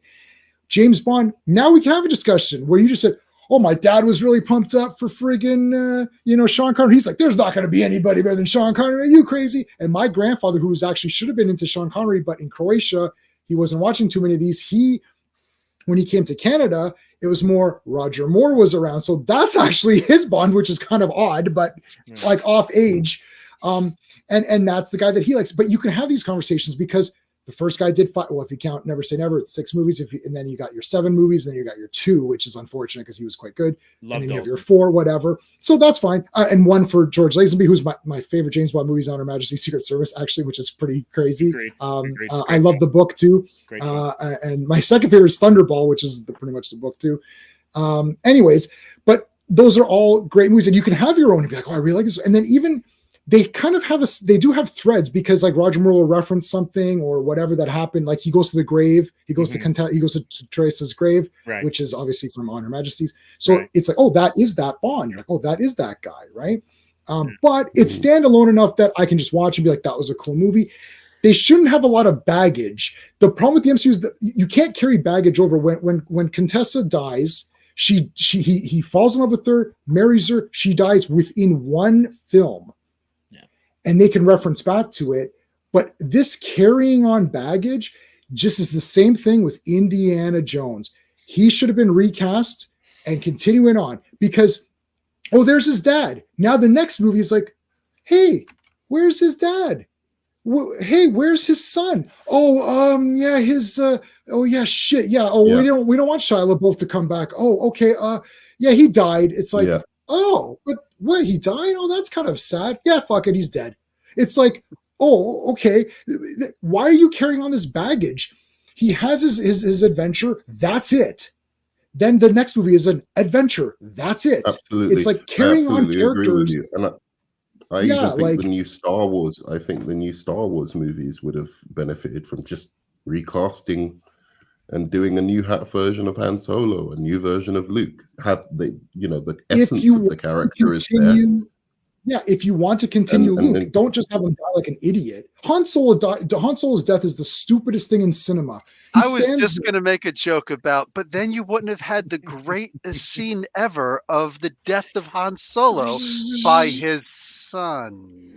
Yeah, he's standing there like an idiot. He should have looked around and be like, this looks like a very convenient spot for me to die here. And my son's pretty messed up. And this is a movie, and this looks like it's the end. So I'm probably going to get smoked here. Plus, this is a remake of Part 4. And the last guy who went up against the Sith Lord, who was the person who knew about the Force and the old man of the movie, was Obi-Wan. And he died he just died. At least he gave up for a greater purpose. And that was a really cool scene. And that meant something to Luke to inspire him and all that. But I'm just going to die like a complete moron in this movie. And then they're going to give my Millennium Falcon to my best friend, my life mate, Chewbacca. Oh, wait, no, sorry. Rey's going to get it. Wait, who's that? Yeah. It's like, I just met her 3 minutes ago. You're giving it to Rey? No. I got to redo my will. Here. It should be Chewbacca. Don't you find it weird, though? Like, Han gets killed. We don't even really know why they're estranged, but Leia goes to Rey first when they get back. And Chewie just kind of just moves on in that scene. And I'm like, wouldn't Chewie be the first person that she would console? It was a lot of weird decisions in that movie. Dumb movies. It's bad. But and again, can't read the room. We either want all of the original cast to come back together. They were still alive at the time. We want all the original cast to come back together for one more adventure. Or if you're not going to do that, then have it take place. It's like I said at the beginning, it's like Luke Skywalker Day, and there's a big statue of Luke. It's like, hey, we're happy because he defeated the Empire. Now we have new stories and there's new bad guys. That's it. Or you bring the original cast back. Or if you want Luke, then recast Luke as young, have it continue right from Jedi. He's trying to defeat the Empire. You can do your Thrawn stuff. You can do whatever you want. Recast him as young and do it that way. It depends on what angle you want to do. But nobody wanted this trash angle of let's systematically kill off the original characters in the dumbest ways possible so that we can introduce new characters that do nothing. How do you not have them in a scene together? I don't understand. The original three not in at least one scene. Give us that kind of moment. But come on, guys, Luke's death was epic. I mean, he's just, and he's like sitting on a stupid rock or something. Like, what the hell's going on here? That movie's still has blue milk stains on his face. I'm gonna get Phantom Zone right now, but I like the second movie. So dear, you gotta Nerd Man. That's a full Phantom Zone. That's my hot take for the. Oh no, I got a better one. I'm sorry. What you just said is one of the most insanely idiotic things I have ever heard. Here's the problem. I'm not a Star Wars guy.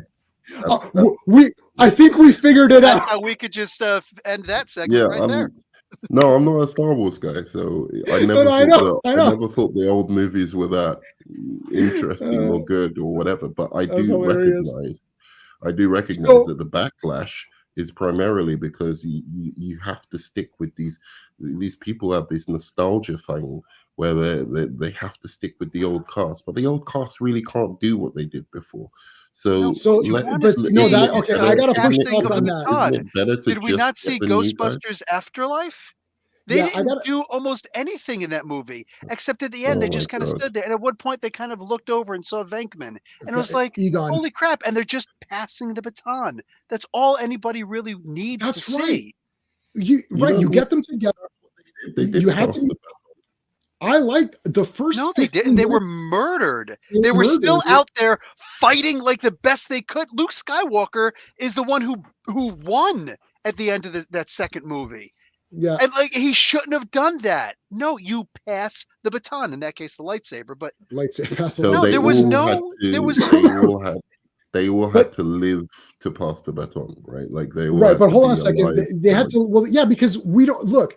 There's what you want to see. This nostalgia fan service. It's like, I don't want to see James Bond die, right? Because that's dumb. I don't want to see the Star Wars characters get killed off in stupid ways.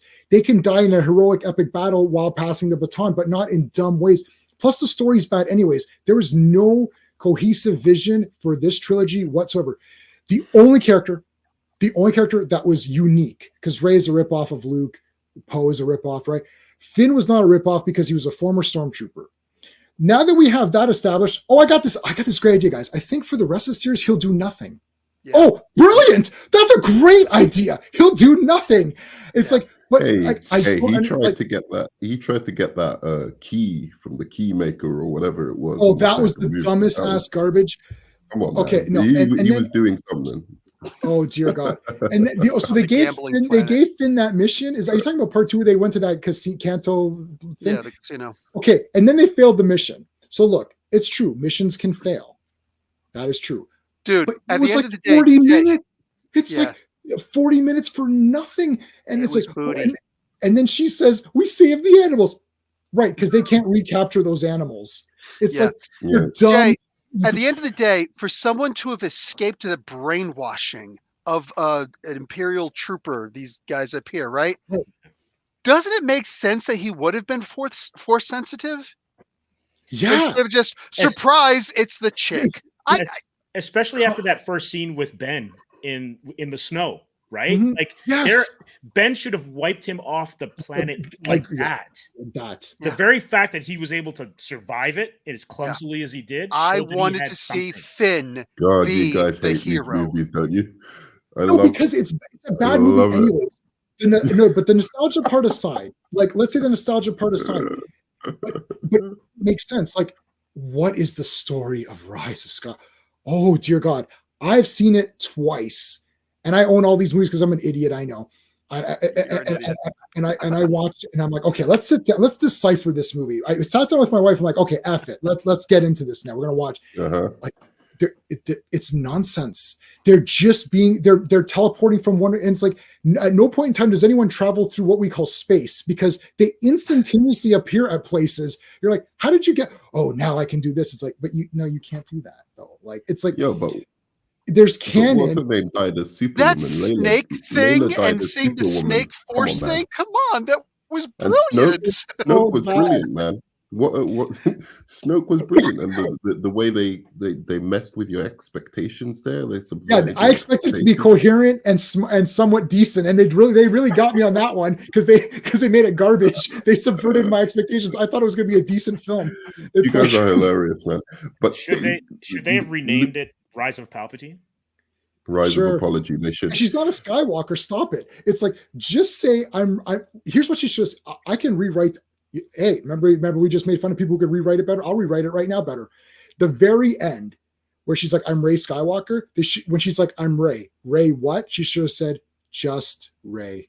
Yeah, because that would have been good. I'm not, because she's saying I'm not a Skywalker and I'm not a Palpatine, so I'm ignoring my Palpatine. I'm just Rey. That's just me. Done. That's it. Saying Rey Skywalker, like, but you're not Rey Skywalker. Like, I don't. Like, she's like, I'm Rey Skywalker, but you're supposed to this movie. She's the friggin' daughter or whatever. I've only seen it once, man. I've only seen it every. It's the whole movie. It's the whole movie. They're talking about how she's the daughter. You might need more. I've only seen them once, man. There's not enough time in life. But like, look, there isn't. I've only seen it. I wanted to ask you a favor, because I know you want to talk about this. You clearly are passionate about like the. I gotta end this stream in about 5 minutes. Bill knows. I got right. Exactly. This is what I was gonna say. Can you give me a warning, because I wanted to talk about something before you ended it. Okay. It was a pivot back to something, and I know you guys are passionate about Star Wars and probably want to talk about it for a while. All right, let's go. But have you seen the backlash to this Suicide Squad kills the Justice League? Oh, is this a video game? Backlash to? It's a video game, right? Yeah, game. It just was debuted the other day, right? And funnily enough, in this video game, the Justice League dies. All of the heroes die. All of them are killed, and Batman, in Kevin Conroy's last performance, is also killed in this thing. Listen, video games. I love Professor. What happens? This is but the thing. The reason I was bringing up, because I think what's happening is basically endemic of what happens with our reception of movies. And I don't know if it's right or wrong the way we receive these, but I do know that when it comes to these kind of characters who are meaningful, I think they have a harder time in media, or at least the creatives behind them have a harder time in putting out their stuff, because there's so much passion, and these characters literally mean something, and to each single person they mean something different, right? So Superman, yes, he's a symbol of hope, but that means something different to every single. It means something different to a right-wing person, it means something different to a left-wing person, it means something different to a black person, a woman, a man, right? Like what does hope mean to each of those individuals? Right? How different can that be? I think there's a difference. I think it means different from one black person to another black person, or one white person to another white person. I'm just giving big examples. I guess if we're going to get caught in the nuance, I don't know. Hope is hope. I think it's more regional. The end game of maybe hope, if you're going, of course, would be different. But at the end of the right, day, okay, all right. Let's say something like, what does it mean to say truth, justice, and the American way? That's clearly going to mean something different to different we're in types of Canada. people. Well, we're all in Canada. Well, yeah, we're all in Canada. So I don't know if we're all born. I was born here. I don't know where you guys were born. I was born in Jersey. I'm an American soldier. You're American. Steve, were you born in Canada? Born in Toronto, yeah. Okay, so I said true where? justice in the American way. Toronto? Yeah. Oh, you're like right over here. Yeah. So I always thought truth, justice, in the American way. Superman's my favorite character. I thought, yeah, America. Like I watched Greatest American Hero. I like Captain Me America. too. Never thought anything of it, not even in the slightest. And I thought Captain Canuck, I'm like, you're not as good as Captain America. Sorry, you're cool, but you're not as cool as Captain America. Period. I love it. Though. Yeah. I'm totally good with the American flag. I'm totally good with all that stuff. It doesn't bother me at all. I think I think what you're saying is more regional. Like, again, I grew up. I think it's more today. I think it's more nowadays. There's this cynicism that's been built in the news media to divide people, and Republican versus Christopher Priest just had. We don't have that in Canada, anyways. We don't have we have more than two parties. What you just said, Professor Bill, is precisely why I'm saying people look at these characters differently, because you're like, oh well, it's like a cynical thing that people can't just accept truth, justice, and the American way. But then there's other people who passionately believe in something else, which I don't even know about. I'm not saying I'm one of those people. I'm just saying how it is, because these characters, and the reason they mean something to people is because they're really, really good characters. They're really great characters. And but each person comes with their own life, and history into how they view these really, really great characters. And so the issue for me is, now that creative people want to tell their stories because they have their own life story, like Matt Reeves has his own life story, and he comes to the Batman with this particular perspective, right, on the Batman. And people have such strong views about it that it can't be as easily accepted or digested as a fucking Shang-Chi or some other character that, or even Blue Beetle or something like that, right? So those kind of newer characters, you never hear any criticism about them. Sorry, go on. That's it. Go on. See, that's actually a really great point that you just made right there. You don't hear that with the newer characters. Why? Because the characters who made them are still around. The idea is that this is a very, and I don't mean for this to sound sexist or whatever, but this is a very feminine idea that you come into a book of this character who's let's just take Superman.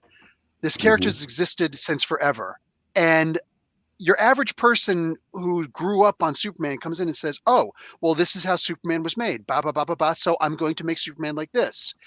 It's more of a feminine kind of characteristic to say, well, I feel such and such and such. Nobody cares about you or your feelings or anything like that. I want to see Superman. I want to see Batman. I want to see Spider-Man. I don't give two craps about what you think this and that means. So that's a problem with the writer, the storyteller in general. Fair point. But two things I would say just against that is just that, one, you can always go back to your Superman. If Christopher Reeves or whatever is your Superman, you can always go back to that. But the second point, and I and people do, right? But the second point is there's got to be a kind of fine line where, yes, of course, you don't want somebody to come in and just say, oh, well, I feel Superman is this. And so he doesn't have laser vision and he can't fly. And he's not just a quintessential good guy. He's a morose, depressed, emo, right. It's the ship of Theseus. Shit. At what point is it not the ship of Theseus anymore? It's not Superman anymore. Right, exactly. You want at least to recognize the essence of the meaning of the character when they're doing the thing. But I think it's gone beyond people criticizing like, oh, this isn't the essence of the character anymore. They've gone beyond that. It's like any little thing that is different. Can I have an example? Or that is, I hate when people ask me that question. I'll give you an example. And it's just too superfluous. No, I could think of one, but like Superman's trunks. Let's say we have the exact Christopher Reeve movie we have, but he doesn't have the red trunks. To me, that's weird. It's like he needs the trunks. That's it, period. It's not Superman. I need the trunks. I need the entire visual aesthetic of Superman to be there. See, that where's too far. Where another what another aspect of it is though? But here's the difference. Superheroes are like cars in that design, because it's a visual medium, is intrinsic to what they are. But I'll use another example of a character that was created before it became a visual thing, and that's Sherlock. Sherlock Holmes? Holmes, yeah. Okay, cool. He's a character that until Basil Rathbone, and he was portrayed on film and in any other kind of I own all these things. I own all the British ones too, right? With Jeremy Brett. Right. He's a literary hero, right? And he's, I don't know, how old is he? 200 years older? Yeah. So, right. And so it's, and I don't want to, I know because we're short on time, but Sherlock. Yes, you'll have the last point. Right. Sherlock is a character that follows a certain set of parameters, and we see him a certain way. Old English, eccentric, he hits a certain amount of beats character-wise. Yeah. And then how he looks is tied to that time.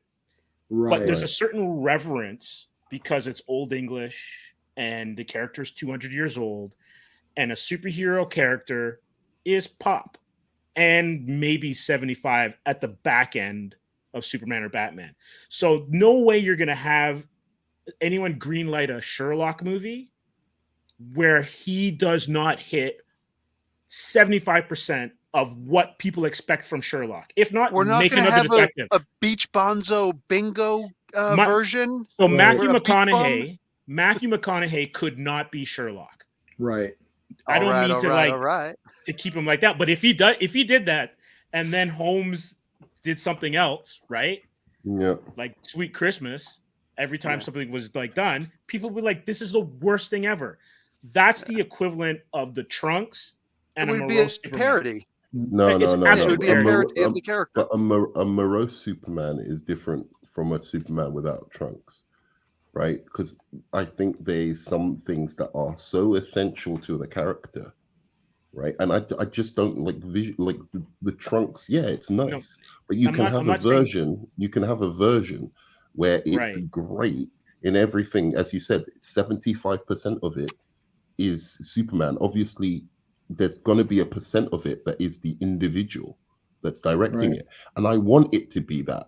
I don't want it to be some guy who just decides, oh, I want to figure out what every single person in the world wants to know, wants to see in Superman. Yeah. And I'm not going to add anything of myself or any, I just think you put your own spin. That's vanilla, right? Usually, all right. Even Richard Donner, right? Like he had a perspective on Superman, and that's what made those films interesting. Anyway, that's what. That's okay, so I was giving Steve the last point. But now I'm going to do the last point because I started the stream and I'm about to end it. No. I want the trunks of Superman because when they're not there, I end up looking for them and they're never there, and they just looks weird. I end up looking at Henry Cavill's crotch for the entire movie. I'm like, there should be trunks there. That's just because of your sexuality, man. That's fine. It could very well be. No, it needs to have. Yeah. When they did Freddy versus Jason, we're in the modern day where calling someone gay is not supposed to be an insult. It's not an insult. When the guy who did Freddy versus Jason, because I read the making of Freddy versus Jason, there's all these different ideas. They're so stupid. The guy who made it is a Chinese director. He made a lot of great movies too, and he literally watched all the Freddy movies, watched all the Jason movies, and wrote notes. He's like, okay, the Jason victims are usually stoners, they're idiots, they're dumb teenagers. The Freddy ones are usually regular kids who are just having bad dreams or having personal emotional problems. So that's why Freddy's there. So he goes, this movie needs to contain Freddy-style kills, dreamlike, weird. It needs to contain slasher elements because it's Jason. And then they need to have a fight at the end that's a super mega battle.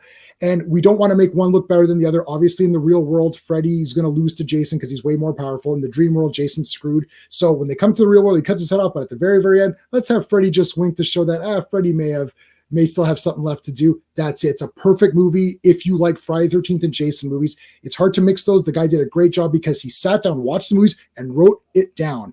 He wrote points down.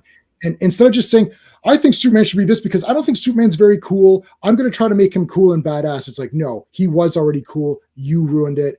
Done. All right, everybody. Being Rachel Zegler. Yeah, weird. Yeah.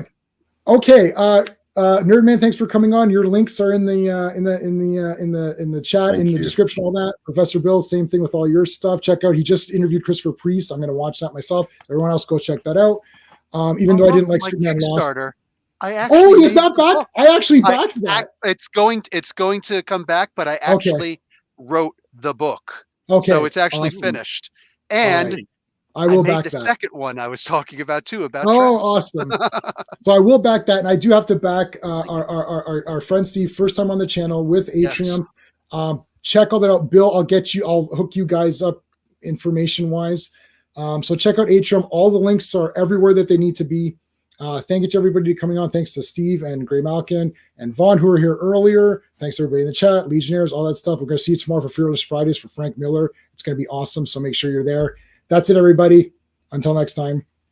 Peace. Hey, friends, you've just been listening to J-Man, and he is the smartest person who ever lived. So make sure you like and subscribe.